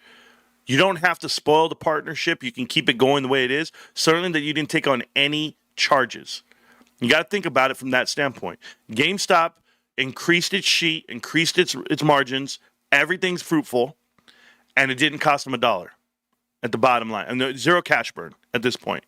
So they generate cash for what they're doing. And when you go take on another portion of a company and you don't know the expenses behind it, it's tough. If you were going to take it over and you leave Nat in charge, you're just a parent company, that would be pretty cool. You'd have to carve it out from Collectors Universe. And that is Collectors Universe whole identity. Collectors Universe would have nothing at that point. But they would have to shed everything else they do to just carve out that one piece. But you'd have to pay a premium for it. I would want to buy it when the market crashes. When the market crashes and Steve Cohen needs the money, and Steve Cohen's trying to come up with money, he's like, what the hell can I sell? Why don't you sell me this piece right here? We'll buy it. I think that'd be awesome. That's where I'm at. But I believe it was Nat Turner came out and said that that's not happening. It's not on the table. So he said it. I asked the question, and he said no. Additionally, it wouldn't be happening anytime this last quarter, previous quarter, because it can't be in the works just yet, because GameStop and their insiders all bought shares. So if you're buying shares off of non-public material information, you can't do it. So if they're in talks now, great, let them be in talks, but it would have to take time, and that's the real reason why people like Adam Aaron and his insiders were able to sell all their shares, and then they launch Ape, right? They're like, okay, we're going to launch it now. Are you guys done selling? Like, you gave them a window, right? Same thing here. You would have to give yourself your own window. We closed over 26. Now, yeah, we're at 26.08. It feels good. It's a good week. Absolutely. Dude, that would be so deep effing value if we could do power packs on the GME credit card. Yes and no. Okay. How can I explain this? There's a partnership with GameStop and their credit facility for the credit card itself. Okay, I forget which bank it is that does the credit card, but that bank is paying is allowing you to do these transactions and give you a credit line for all these cardholders, and GameStop's paying an incentive fee. They're paying incentives based off of what you buy, X amount of percent for what you're buying, right? So like we get 5% back, or we get 3% back, or 2% back. You're now going to go to the power packs and you're going to say, well, this is a GameStop website and product, but we're not going to give you any percents. You get what I'm saying? So if you weren't going to give you any percentage points back to the consumer might say, you know what, well, then I won't spend it there. You give them a reason to not to do it. But then in addition to that, the original transaction with PSA, we don't know the margins, but you would be eating into your own margin at that point if you were going to give incentive to do it. There's just a lot of in and outs on it. I only know this because when I launched Citibank Visa Card, so I helped the country launch Citibank Visa Card at all Costco's in Los Angeles, and we did at my local Costco. I think we were doing like 1,600 applications in a 10-day period, and you're doing 1,000 apps, 100 apps a day basically. And there's these bounties, a bounty for every card approval. And that's coming from the credit card company. The credit card company is paying you a bounty to get someone approved. And so you're doing the foot traffic, and you might make $55. And that goes towards to offset credit card transaction fees. So I'm sure GameStop has a bounty of some kind from the credit company to say, hey, I know there's charges involved when we use this card, but internal charges, but we can offset that by however many you capture, and we'll give you a percentage of point back. I just remember that the incentives, like if you ever go to like a Costco or you're going somewhere and they're going to do a credit card app, and they'll be like, oh, you get this free bag. Oh, we're going to give you this free tote. We're going to give you this, a free bucket, a free hat, whatever they're going to give you free. It's not free. The credit card company's paying for it, those incentives. So there's an allotment per store based off of how many they think you could really do. But in this case for GameStop, I wouldn't want them to offer any more than what they already offer. They're already paying the $5 a month in the credit card itself or in the membership itself. They're giving you a free membership when you get the credit card. Think about that. They're already giving you $25 on that credit card that you have just because you're a credit card holder. So who pays that incentive fee? GameStop does. But it also grandfathers in you. And then I'll explain. You're on auto renewal. So the minute you get this thing for free this year, they're going to make the money off of you 2, 3, and 4. Membership fees will go up. Membership income will go up. So that's in the next year, and the next year, and next year. Card just got released last year. So you would think everyone's going to expire at some point this year. They're going to have to re-up, renew on their own, and that's going to be automatic dollars to the bottom line for GameStop. It's a built-in grower. It's a layered. It's called layered growth, and retention is awesome for GameStop. I'm sure it's high because everybody's getting the value. So that's just part of it. If you're looking at the business model for GameStop, I know a couple of things too that I want to talk to you guys about. I watched Jeremy's last video. You guys don't know Jeremy, Best Invest for Your Life, whatever the hell his channel is right now. I can't think of it, but he's a GameStop supporter. He's down. He's all about GameStop. I'm with it. Right now, what he's trying to do is break down the balance sheet and trying to establish like what their new numbers might be based off of SG&A being spent, based off of how many stores they have left, and you're doing it from a rights perspective. And what I'm telling you from commercial real estate and me understanding it is when contracts expire and you don't renew the contracts, it falls off on that end. So if we shut down 1,000 stores and maybe we didn't see much drastic in those expenses on that liability side, like I had showed you guys month to month, quarter to quarter, maybe that's the case. But you can't go at SG&A. I just want to make this very clear about SG&A. It's way different from a controls standpoint. You have to understand how controls work before you go out there and say, hey, store-related expenses versus overall SG&A. And it's going to be decreased by this much because of this, right? You don't know. You don't know the wages internationally. You don't know the rents internationally. You don't know the products and supplies and logistics of delivering products internationally. You're associating the same price individually for all stores, but all stores are not in the same areas. They're not. There's fees involved for every location, for every region. There's just so many things you have to factor in. If you're doing like an average per store, this is what you do based off of how many stores you close, this is what you get. That's not true. It's just not true because you're not paying the same mortgage for a store in Los Angeles on Fairfax on 3rd, across from the Grove. You're not paying that across, in Coachella. It's not the same. So you just have to sit back and let the information fall where it's at. How about that? And just know that and have trust in Ryan Cohen to do the right thing and create the top dollar that he could. But I have a feeling that most of the dollars, or a good portion of dollars, come from online. I really do. And I think GameStop.com and the way the foot traffic goes and the way these cards are going and selling, I think the bulk of it is coming that way. And I think that's the transition. And I don't think that you're going to get down to just 1,000 stores because I think logistically, the way you deliver product, it behooves you to have a good spider web on the country for delivery times. You're beating out Amazon if you're delivering within 1 to 2 days of purchasing the product. And right now, GameStop's at less than 2-day wait period, and they're also at a within the hour wait period if you deem it that, if you select that, if that's available to you, like when they deliver through DoorDash. So I take all this into consideration because I understand the differences and challenges from business to business. Not all stores are built in the same vicinity. Not all stores are built, with the same expenses. It's just not that way. And so you can't generalize expense. Everyone has to be their own operator.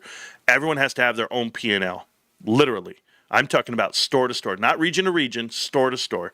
Your profit and losses, they have to be documented, and you have to find profit. If you're trying to do a mass cut and you say, you know what, we have this much and we want to be this percentage, we got to cut this many, that's irresponsible. And I don't think that's how Ryan's doing it. Based off of what I've seen and the amount of margin of how fast the margin has increased would show you efficiency and due diligence of the numbers themselves at a lower rate, at a smaller rate. Meaning you're making minute changes and those are producing massive results.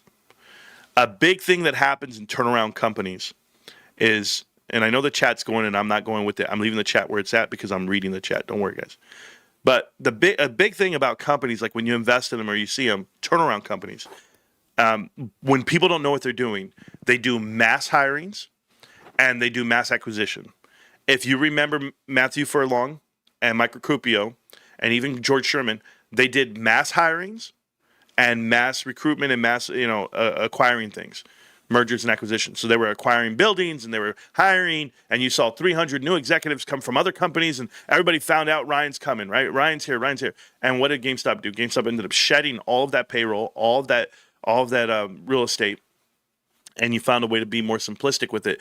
Because the minute Ryan came in, he said, okay, you're not making drastic enough, your cuts are not drastic enough. You're not making the real cuts that we need, and here's why. You have to be able to make that call to sell off the whole thing. We're selling off all of Ireland. We're selling off all of Italy. We're selling off all of France. We're selling off all of Canada.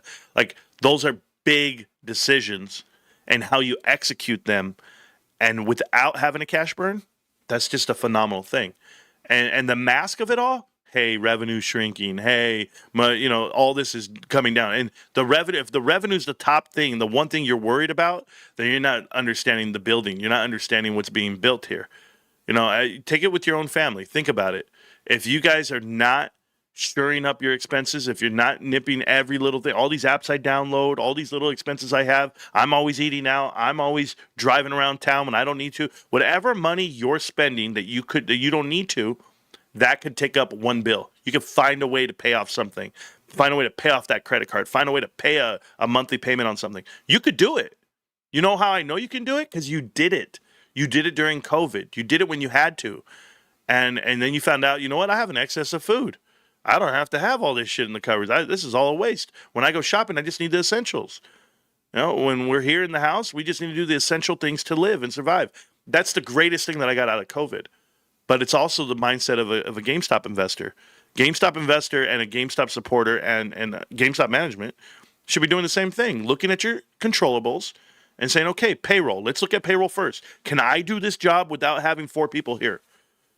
Can I do this job without complaining that so-and-so didn't get a break on time? Okay, take your break. Take your lunch. We're only open for 7 hours today. We're only open for 8 hours today. We don't need you to work overtime. We eliminate a lot of that by opening the stores later, right? Then you don't need so many full-time employees versus part-time employees, and boom, now you're helping out on benefits and you're helping out on payroll. Biggest expense, payroll. Awesome. You got it down. Let Ryan do what they do, but they're doing it right now. So I don't find a lot of joy in trying to predict the numbers to say, hey, I'm right. I find a lot of joy in to inform people about the new things that the GameStop might be doing that you guys don't see, and or what they are doing and explaining why they're doing it. That's where I find my joy. So whenever you guys see me do a video, I start talking business and retail, I catch myself sometimes. I'm like, damn, did I just say that part? Because that's what they're doing. And it trips me out. And I only say it because I go to the store. I'm in the store. I'm in that store more than once a week. Multiple. And it's just what I do. I'm very proud to do it. I'm very happy to do it. And I'm not bothering people. I'm not in there, you guys should really invest. You guys should buy it. I'm none of that shit. I'm not wiping down counters. I'm not fixing shit. Nope. You know what I'm doing? I'm looking to go, okay. When I walked in, here was the first thing I saw. Here was the impulse they tried to push. Here's what they did. They greeted me. That's fine. Okay, what are we selling? What are we featuring? What's the product? What's front and center? What's on the back cap? What's on the shelf? What's on the counter? What's behind the counter? Are you guys talking about the promos? Are we talking about the membership? I want to make sure they say it to every customer. You only get so many ups. So and then when you hear it, and some people can sell that shit, some people can't. I'm like, well, I want to step in and be like, hello, hold on. That's just the company, man. But the company's phenomenal. And you're gonna make millions of dollars, guys. I know. These guys don't understand. But if you could walk out of here with $250,000 in your pocket, cash in the bank, what do you do? What do you do? You're sitting on a pile of $250,000 cash. Now what do? You just live life. And you thank your neighbor, and you go, you know what? I could buy that if I wanted to, but I won't. Hey, guys, I got enough money to go buy whatever the hell I want right now. Whatever I want. In a month from now, I'm gonna have triple. I have another $100,000 on there, and I'm gonna be like, what do I do with that? Nah. I should put the money back. I should just go ahead and do this. And why? Because I worked so hard for it. I worked real hard to get that money that I'm waiting on. And you know what? I don't care. I could die tomorrow. I can't take it with me. I need to do what's right for my family, do what's right for my children. I don't need a watch. What do I need? Jordans? What do I need? I have chanclas and pumas. Whatever you do. Dude, that would be so deep in value. Yeah, it would, wouldn't it, Max Payne? Just posted my receipt for my son's buy in Discord. Oh, that's cool, Burton. I'll check it out. When does a gamma ramp start building? Now? It's already going. It's already building, Rory. But remember, I'm waiting for October. I'm going to wait for some price action. What if I get this? What if I sell some Costco shares and I go and buy warrants, man? What if I just buy warrants? Say, yo, mama, we buying warrants this month. Shit. Bro, those warrants are $3. I'll buy 1,000 of these bitches. Just be sitting on 1,000 warrants. Now what? I don't know. I'd rather just buy shares, man. And I don't even need to exercise. Just buy shares. Just keep buying shares. Yo, thanks for the stream, bro. Dan, you're welcome for the stream. Mind games, I got you. What's good? I'd rather be judged by 12 than carried by 6. That's every day of the week. A super chat here says, not much, but one of many. Sergio, thanks, man, for the $5. That's real. That's real, bro. $5 is, you have no idea, bro. You slap me with a $5 bill, you buy me a drink, shit like that, bro. I'm like, yo, what's up, homie, man? That's my boy right there. That's how it works. Happy birthday to Miss Hedge Fund. Ooh, baby. You guys have seen my wife. I'll tell you, 48 years old. 48. I look way older than her. She aged very well. I'm with Marantz on the text. Zoomers don't speak like that either. Bro. It is crazy. I wonder who is behind Destiny. Great question. I think that's a real problem. I really think it is. CNN fact check is LOL. Bro, so true. I was told something about Sandler Foundation. I don't know. I'll have to go check that out, though. I don't mind. What are your thoughts about Charlie questioning Israel? I did answer that question. Thank you. Will the price of GME stock go down by the value of the warrants in the ex-dividend day, similar to the cash dividend? Hold on. I'll read that one more time. But give me a second, because I was thinking about RG's question. I said I answered that, but I don't think I did. What are your thoughts about Charlie questioning Israel recently and Charlie feeling that his life could be threatened because of that position? Well, without a doubt, his funding was threatened. Like, we know that part. They already said that part. And they also said that when he was in the Hamptons, he was summoned by Bill Ackman and the rest of, the pro-Israel lights, which is fine. You know, if everybody wants to have a platform and everybody wants to pay for it, I mean that's what social media is for. That's what they do. I mean, how many people have come in here and offered me money to talk? Plenty. What do I say? I'm good. I don't need it. Charlie did that. Charlie has sponsors. Charlie has a program. Charlie has a belief. He said, no, I'm good. I don't need it. And that wasn't the answer they wanted to hear.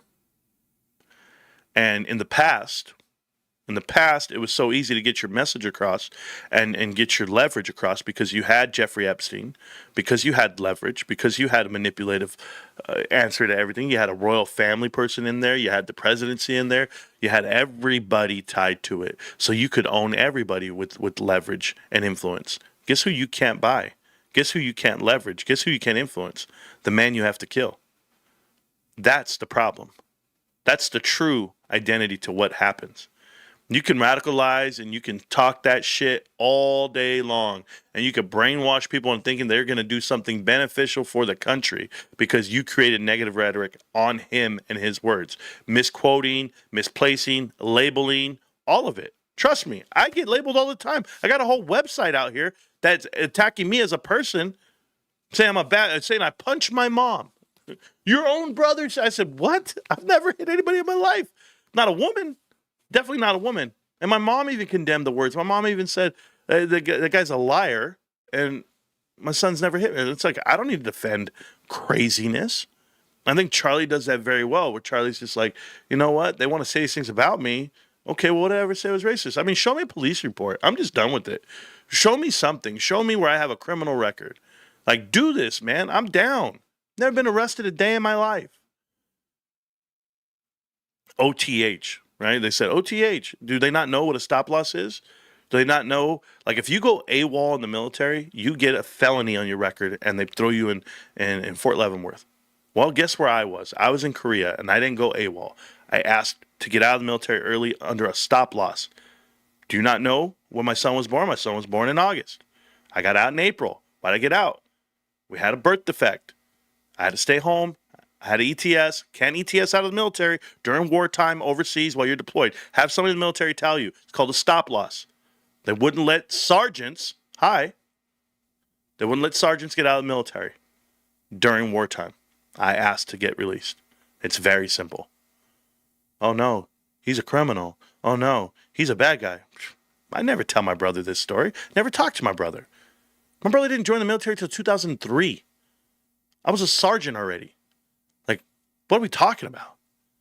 Like people don't even know the truth about what everything was said about me. And I'm just like, talk about me. Say all that shit. What am I going to do? Turn around and say bad things about you? No. I don't fight dirt with dirt, mud with mud. I just leave it alone. I get along. I just do life, man. GameStop price prediction end of the year. Up and to the right. $27. I mean, wouldn't you feel good if it was $27 in January, January 1st of 2026? I would feel great. $27, $3 more than my price average, and I have to average up. I have over $35,000 worth of stock. I mean, yeah, I feel good about it. Anyway, my point is about the Israel thing and about what Charlie was saying, and he felt his life threatened. It's a thing. As a content creator, like I told you guys, I had a guy come talk to me one time, and I did not know him. I've never met him. He just walked up to me and said, "Hey, I watch your show. Me and my friends, we're from LA. We think you're awesome. We think you're great. We love your Connect the Dots series. We just can't ever have you say this word." And he told me the word. And I was like, I don't. He goes, okay, just make sure you don't say it. So when Charlie finally says it, look at the outcome. I don't have to say it. I don't have to say it at all. I just make the videos. I make the Connect the Dots videos, and there's no way you can't tell where the money comes from and who it protects. So that's it. I'm not looking for fights. I'm not scared either. I'm not scared. I'm prepared. I'm a whole different type of cat. Ask my wife. Ask my kids. When I walk into a restaurant, I don't put my back to the entrance door. I make sure I can see every avenue of approach. I make sure I can see every exit, every restaurant. I don't care if it's a fancy-ass restaurant. And they say, oh, you're going to sit you over here, sir? No, I'm good. I don't want to sit there. I want to sit right over here. I'll sit here. I'll wait for a table. Totally different, guys. I'm nightclub awareness. I got nightclub awareness like you've never seen. Some of you guys know what I'm talking about. Some don't. Yeah, that's me answering the question. So, yeah, I think Charlie knew exactly what was happening, and there's no doubt at all. Inventory seems to be the only drawback of power packs. If PSA took an ownership stake in GME, maybe it would access to the entire vault, line it up with the full launch of power packs. I don't know, ideas. Well, Dan, not everything in the vault's for sale. You can't full access to the vault. I mean, there's people in there that are collectors that don't want to sell. I'm sure they have access to the things that they could buy and that they are buying in bulk for the sellers out there who want to sell. But I've always been this, like, what if GameStop doesn't own the cards at all? What if the cards they're selling are PSA graded cards, are their cards, and GameStop's just willing to buy them back from you? What if the transaction, all they're getting is 6% off of each transaction? What if that were the case? I wouldn't know. I wouldn't know anything, but they do have their name on it, and that you are purchasing from them. There's a whole lot of things like that. I just don't know how the inventory is run. I don't know if they're renting the inventory, or if they're just churning through it, like going through. I don't know. I don't know anything. Uh-oh.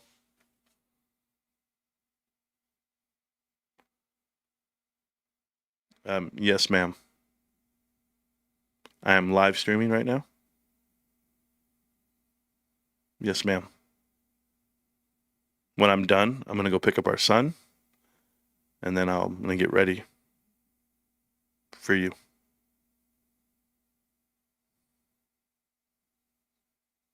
I already got it. Everything else okay? Okay. All right, I love you.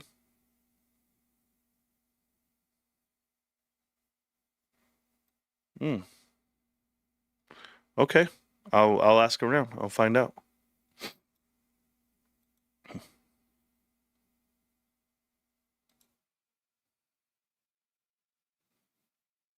You didn't need Daniel? There you go. All right. Love you. Yeah, I'll get back to that one.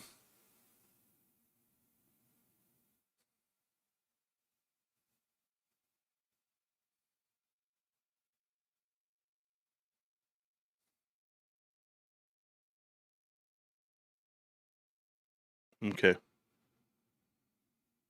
That's a lot. All right. I love you. Is that it? All right, baby. I love you so much. All right, bye. So my wife is something different, bros. My wife went out here and said, hey, I need you to do X, Y, and Z. Trying to reach the goal. Happy birthday to the wife. Oh, thank you, Carter. Thank you so much for the $5. Yeah, we're almost there. Who knows? Any idea when the beta will be over for PSA? I don't know, Spaken. I just saw them right before I went live. They released more. They said we got 10 more that are going live right now. So that's what they said. Or not 10 more, but in 10 minutes, we're going to release more right now. That's what they said. So I thought it was pretty cool on Power Packs. Okay, sorry. My wife is wild, bros. She's like, hey, I need a carpet cleaner, I need a pool cleaner, and I need a cleaner. And I was like, okay. So find one for me. I need 3. I was like, okay.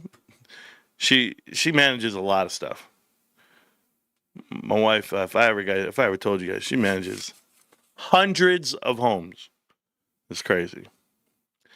The Domino's delivery guy is scared to deliver to Marantz. Oh, yeah, I read that part. Okay, good. Okay, so somebody asked me in the chat. Oh, my God. $20 super chat. Thank you so much, Michael Venuti. Oh, my God. Thank you, sir. So somebody asked me about housing. And I don't want to paraphrase that. I want to get it correct. So it was a question. Was it in my email or where was it at? It said it in the Discord. I want to say it was Discord. Okay. Let me just make sure I read it right. Because I said I would address it. That's what I said I would do. Said I would address it. It says, sorry to bug you, but here's what I need. Okay. Okay, so The individual says they have a 401k. That's the first thing. The individuals ask me for financial advice, which I don't give. But they have a 401k and they're thinking about buying a house. Yeah, Dandy, we know. we already have that all figured out. I even got the maintenance guy. I got her. I got everything. We've been doing this for a very long time, my wife and I. So Marantz is going to trim the hedges for tonight. Sergio, you're disgusting, bro. You're disgusting. What kind of man has hedges? Let me tell you guys something, bros. If you guys don't shave your bodies, I don't want to be around you. I don't want you. I'll tell you the most disgusting thing that I ever happened to me. The military was the most disgusting thing I ever been around. And all you bastards know what I'm talking about. If you ever go to a community shower in the military, it's the most disgusting thing in your lifetime. I came fresh out of high school type style. Like, I was 18 to 19 when I joined up because I had graduated when I was 17. So I went 1 year to college and then I went to the Army. And the Army, and bro, you're naked in line. And oh man, another super chat. Oh my God. Guys, thank you so much. Happy birthday to Mrs. Rico. Thank you, Jesus. Thank you. Yeah, she's gonna love tonight, bro, because I'm coming out there. I'm not fully waxed, bro, but damn, listen, this is what happened. This is what I found out. Because to be honest with you, I'm gonna tell you right now, the only people I ever seen naked was my twin brother. That's it. We're growing up. We two dudes, little dude when we were little, bros. Not when we were like older. My God. But anyway, then. Whatever. Like, I'm talking about like up close, like in person, like right here in front of me. Like, bro, when you're in line for the shower, this guy says, "How big is you?" I'm like this, bro. I'm like this. I'm telling you right now, I ain't got nothing to prove. I'm like this. Anyway, so oh, it makes me laugh. So then, were you looking in the mirror? Yeah, that was the problem, bro. Another donation for tonight's outing. Thank you, Aaron. Oh my God, bro. We learned a lot today. Oh yeah, we did green light. Let me tell you something, bros. This is what really happens in the Army. So you're in line, right? And they go, "Hey, hit the showers." And this is after PT in the morning. So you just did PT, and you woke up at 4:30. Wake up call's 4:30. You got to be in formation at 4:45. You have 15 minutes. So you got to be able to shower. I'm not shower. You got to be able to shave and brush your teeth in 15 minutes and get dressed in your PT uniform and be down in formation in those 15 minutes. So you got to move with the purpose. You got to move like you want to be there. And we were on the 3rd floor of the barracks. We got to run down all these steps, all these stairs, run into formation, and it's freezing cold. So whatever. So people are in a hurry. People are in a rush. They're in the sink. Just put a bird bath in it, right? Brushing your teeth, shaving, all this damn shaving cream. I didn't have to shave like that. I didn't know. I was like shaving. First time I ever used shaving cream was in the military. I don't shave like that. I mean, I shaved every now and then when it got uncomfortable, but in the military, you got to shave every day. So I was like, this is some bullshit, but it's fine. Well, you get down in formation, everybody's scrambling. Everybody's running around scrambling, and you find out that some people are late. And so when you're late to formation, you got to do a little extra push-ups, a little extra whatever. But the truth is, the drill sergeants are going up into the barracks looking at your room while you're in formation. And here's what happens. If you didn't lock your locker, it's unattended, unsecured. This is a thing about the military. It's a thing about military police. If you don't lock your locker, you left your equipment unattended, unsecure, meaning it's nobody's fault but your own. So if your weapon is stolen, if your ID is stolen, if your patrol car is stolen, if your cell phone is stolen, it's your fault yourself. I still use this rule today. Whenever somebody comes in and says, "Excuse me, I lost this. Can you?" I go, "Oh, unattended, unsecure? Oh, no, I can't help you with that." Did somebody physically take it from you? Now we can talk. But you left it where? "Oh, I left it in the bathroom, and I put it in the back of the toilet, and I left it over here on this table. I was eating over here. Okay, unattended, unsecure. Oh, it was in my car, but my window was down, and it was unlocked, and somebody reached in and stole my purse. Unattended, unsecure." So in the military, you know what they do? Everybody knows what you do. They trash your shit. They trash it, guys. And when I say they trash it, it's like a hurricane hit. I remember this dude left his locker unlocked, And when you walked in there was shaving cream on everything. Your bed, your pillows, your shoes, your boots, baby powder all over your shit. They ruined everything. You cannot clean it. There is no way, God's green earth, you can clean it. And I'm talking about the whole room. And there was 8-man barracks rooms, and then I had a 2-man bunk. So I had a 2-man room. Shit was wild. One guy left his shit unlocked. The whole thing's destroyed. Tossing your bunk, toss all your shit if your bed's not made correctly. Remember, you only got 15 minutes. You're trying to wake up, get everything done, and maybe you didn't tuck in the corner all the way. Trash. Turn them up. Flip over the beds. They don't look the right way. Your laundry bag's not tied up. Everything's not boom. Your shoes are not dressed right dressed. Your boots are not there all standing up straight, all shiny, nice, perfect. Nope. Gone. Whole shit. Trash. And you're just like, why? Why did you guys do this? Like, why do you guys have to do this shit? Now we got to clean it up. It's going to take us hours. That's why. Because they ain't got shit to do either. So sure enough, you're trying to get right in that 15 minutes in the morning. Maybe you'll wake up early, and they'll get you on that too. Can't wake up earlier than 4:30. Only the night guy, the night guards can stay up. So anyway, they trash your whole shit. You're like, fuck. So you got to clean it up. Now you got to get ready because we got to go to chow. You just finished PT. You just worked out for an hour and a half. Now you got to go to chow. But you got an hour to get ready. So 6 o'clock, 7 o'clock. By 7 o'clock, you better be ready in formation. By 7:30, you're at the chow hall because you walked all the way down there. So you're like, okay, we're gonna get ready. But how are we gonna get ready? We got to take a shower. So you grab your towel, you grab a little wash rag, grab maybe a little soap, whatever you got. I don't know what you got. But now you're in a line, and there are 8 shower heads. 8 of them. And all you see is ass cheeks, bros. That's all you see is hairy, disgusting ass cheeks. And you're a man. And I'm like, this, bro, I got a good ass, bro. I look good. I know I'm a good-looking dude. I'm in shape. I look good. I'm built right. I'm all that shit. And I'm standing there like this. I'm just like, I'm looking at the dude in front of me. I'm looking at the back of his head.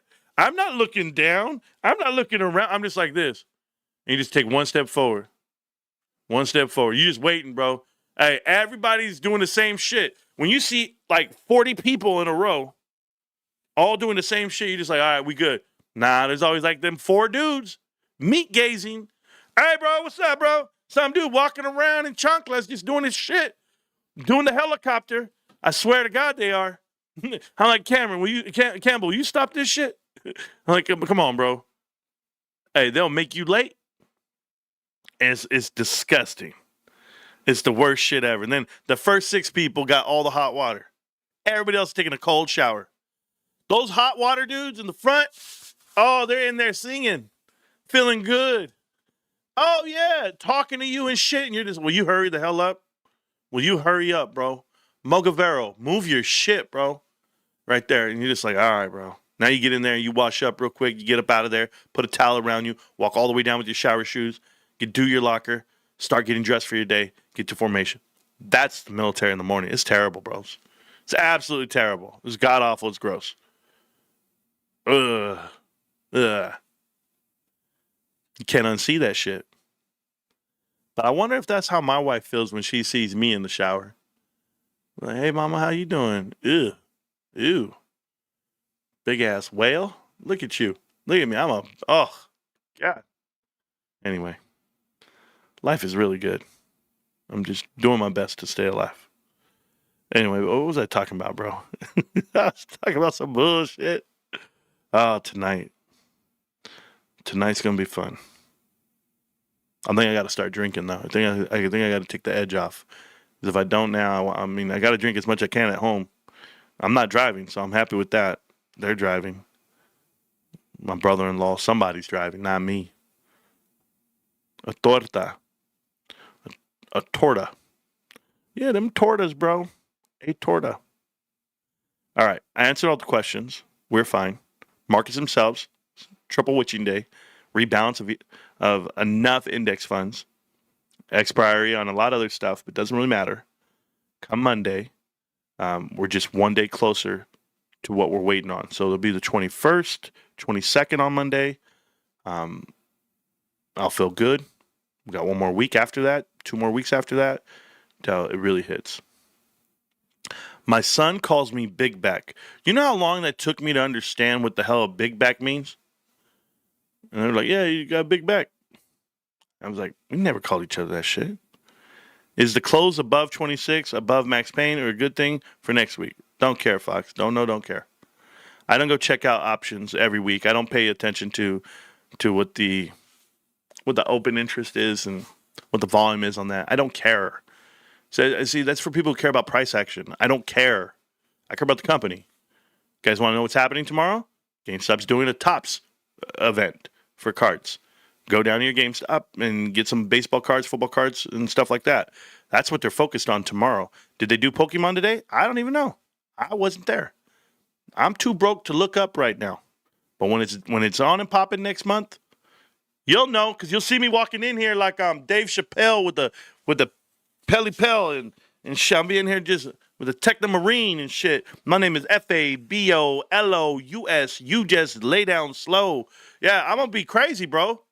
Because y'all don't want me walking around. Hey, I got to floss it for like 2 years. I got money like that for 2 years. That's it. Okay, cool. Let's do it. Let me live my life, my midlife crisis right now. Should I go buy a Corvette? Mama, don't mind me, babe. I don't do options. I don't understand it. It just means share price only up.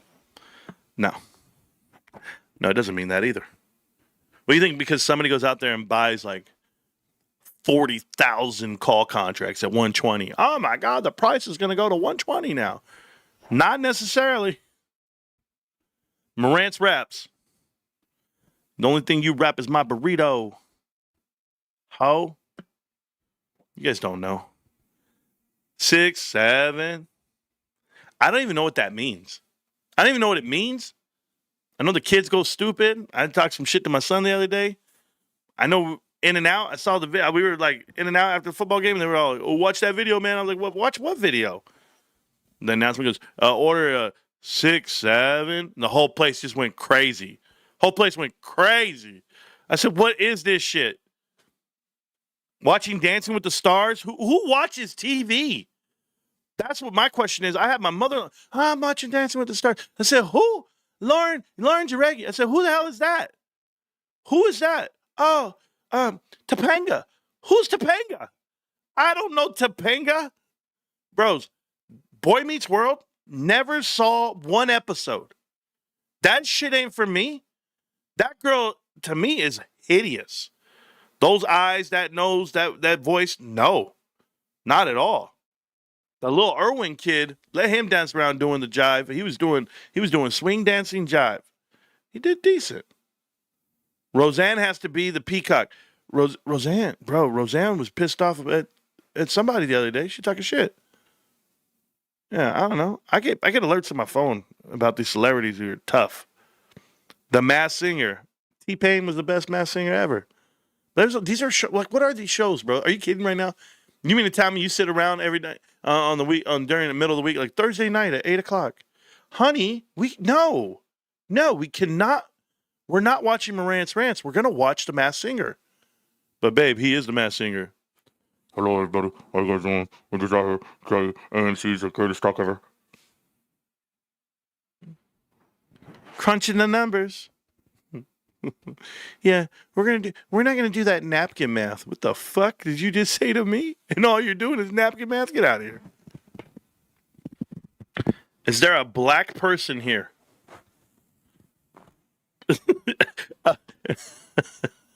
Hold on, did I say that right?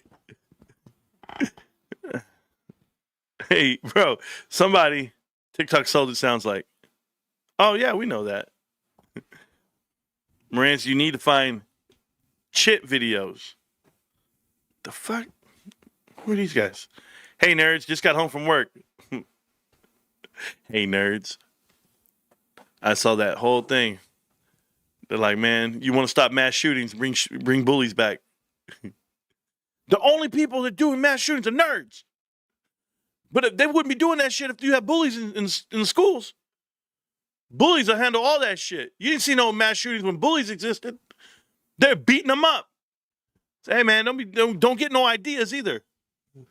You know how you know all mass shooters are nerds? Because they write manifestos. That's what he said. I mean, I heard this shit. He said, "Oh, manifestos. That's it." I said, "Shit, bros. It's kind of true. Kind of true. Kind of true. You know, truth hurts." Love how these other chip fans are here. Yeah, I need one of those. Give that push start arcade a spin. Oh, Bryce Johnson. Bryce, I'm thinking you're a villain, bro. Listen. See, I got a checking in the savings. And right now, it's my wife's birthday tonight. So I gotta go handle that shit. I can't do exactly what I wanted. I can't do no push start arcade. Nah, man. I put gas in my tank this morning. I put $70 in my truck, and I bought my son some breakfast. Happy birthday to her and Amber. Oh, my wife said, "You better not be giving Amber no shout out for her birthday on my birthday." I said, "Babe, what are you talking about?" She goes, "It's my day. Tell everybody it's my wife's like that about her birthday, bro." I said, "Baby, what if it really was her birthday on the day?" She goes, "So you don't even say it. You say it every other day, not today." I'm like, "Yes, ma'am." My wife's real. My wife don't want to share no birthday with anybody. This guy says no balls. Hey, Bryce, think of a better line, bro. It's not no balls. It's no money. I got bills, bro. I got life to live out here. I'm trying to live. Happy birthday to your wife. Thank you. You are safe. I did the shootout.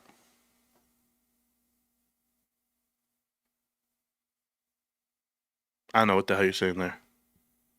70K GME calls in the money. Alex P, letting you know right now. There's the gamma ramp you guys look for.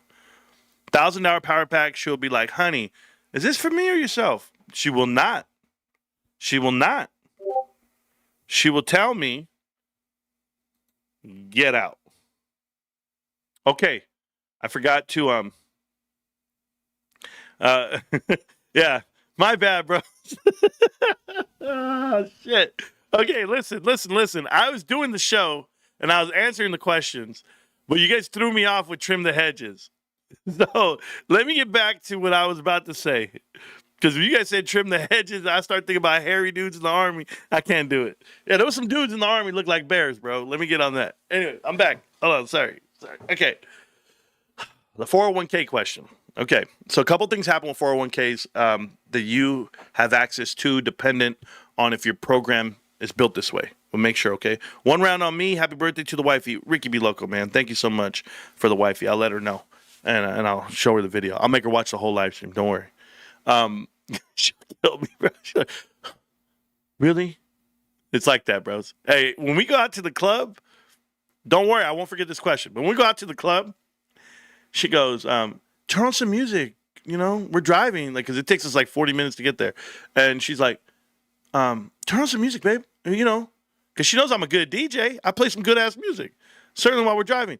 And I'll put on a song, and she'll look at me. She'll be like, this isn't it. What? We're not going on like some yacht jock radio shit. Turn this off." I'm like, "Yes, ma'am." Now I'll play another song. She'll be like, What is this? Is it your dad's birthday? What is this shit? What? Can you play something before when we were born?"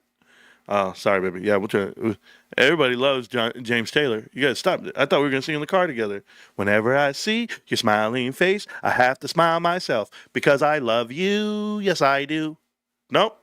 Your pretty little pout turns me inside out, and I just got to say it. I don't know. Isn't it amazing a man like me can feel this way? I tell her all this shit, bro. And she says, "Shut up."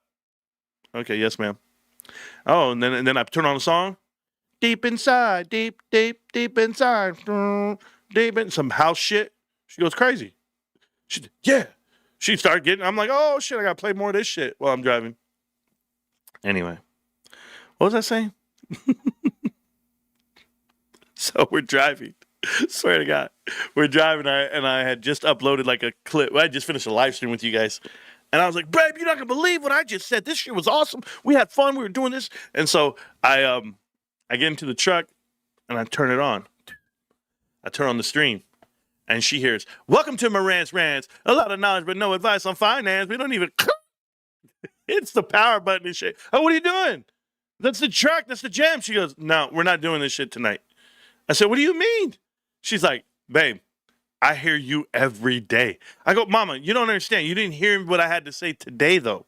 I said something different today. You're going to love this. It comes out, and then I go like this. Hi, everybody. Welcome back to Marantz Rantz. Plenty of good information, a little bit of motivation, a whole lot of truth, no financial advice. Let me tell you why GameStop's the best investment in the world. Hey, bro, turn that shit off. What did I tell you? I said, man, danger. Get on the floor. Marantz is right here. Sing it. I'm cutting my lawn, working and listening to Marantz in my earpiece. Happy birthday to your wife. AE Lawn Care. Thank you, bro. And you know what? I'm so happy that you guys get to do things while I'm live. Like, you guys get to do the dishes and mop the floors. Ladies, listen, you get to wash the cars and cut the grass. And you guys get to take care of the kids from school. You guys get to do laundry. I love that you guys do all of that while you listen to me. All the reason to do those things for yourself and for your family. Just remember, get up, get motivated. I'm here for you. No, half you bastards are just sitting there scratching on yourself. Oh, yeah, I just want to hear what Marantz has to say. He's funny, man. Hey, you know what? I got this one, too. I got this in my DMs the other day. I never knew how funny you are. I never gave you a chance. I was like, bro, get out of here, bro. Give you a chance. Biggie, give me one more chance. Biggie. No. Anyway, story. This guy knows about trimming hedges.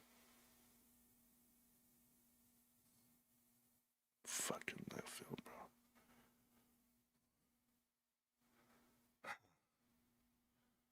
bro. The lawn care guy. That's who you're talking about. Okay, cool. He's a professional trimmer. Got it. Now I get it. Wow, man. Punchlines.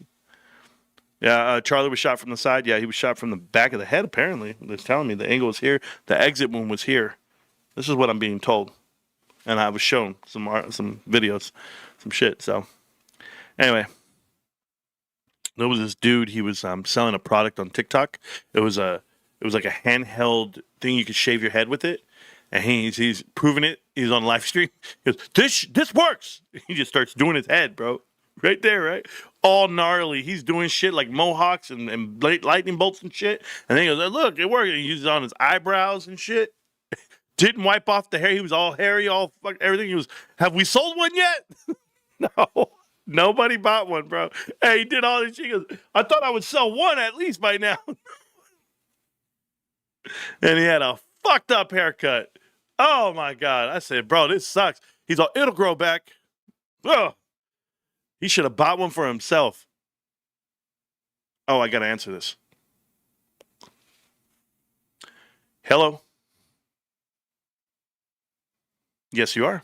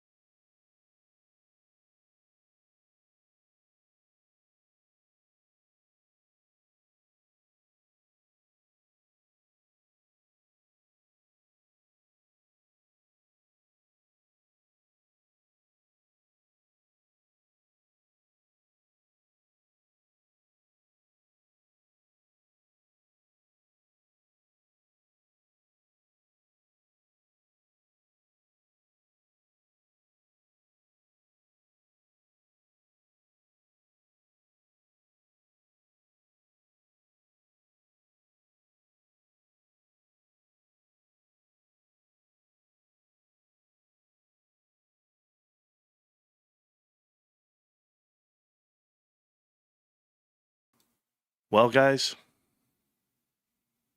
that was a phone call I've been waiting for. And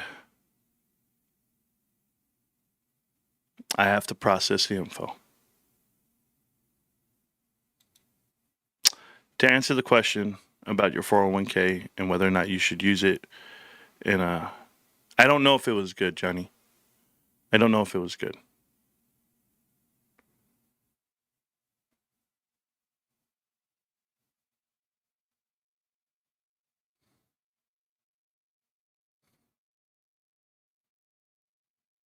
but God will put me on the right path. So I just got to pray. Talk to my wife, and I just got to pray. It wasn't the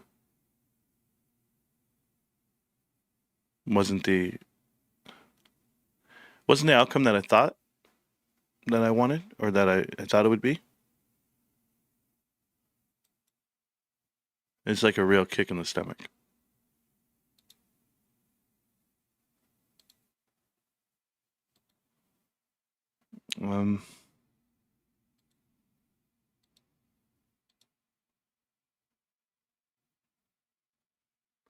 Yeah, when you buy a home with your 401k, you can withdraw money 3 different ways. You can withdraw money via a hardship loan. You can do 2 of those a year. You can also withdraw money for a one-time, once every, you can do a 15-year loan for a housing loan. And you can take that out for your down payment purposes, but you'd have to process that with your lender in addition to processing it with your brokerage firm. And or you can just take out a loan against your 401k and pay it back within 4 years. Usually, that's the timeline. The interest paid back on the 401k loan is to yourself. So you're not really going to borrow money from someone and pay a fee for it. It's just fees that go back to you. It's usually like an auto payment on your account. But these are all ideas that you could have. So if you're going to buy a home,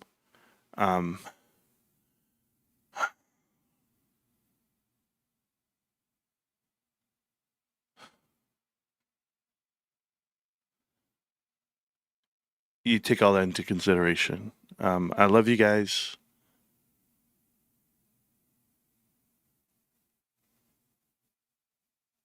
And I'll see you guys soon. I'm so real with you guys. I don't hide anything from you guys. Like, I'm just real.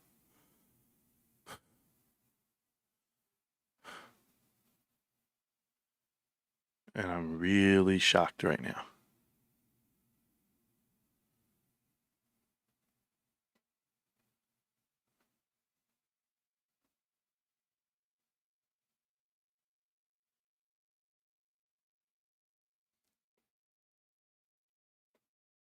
I just got to work harder. I just got to work harder. I love you guys so much.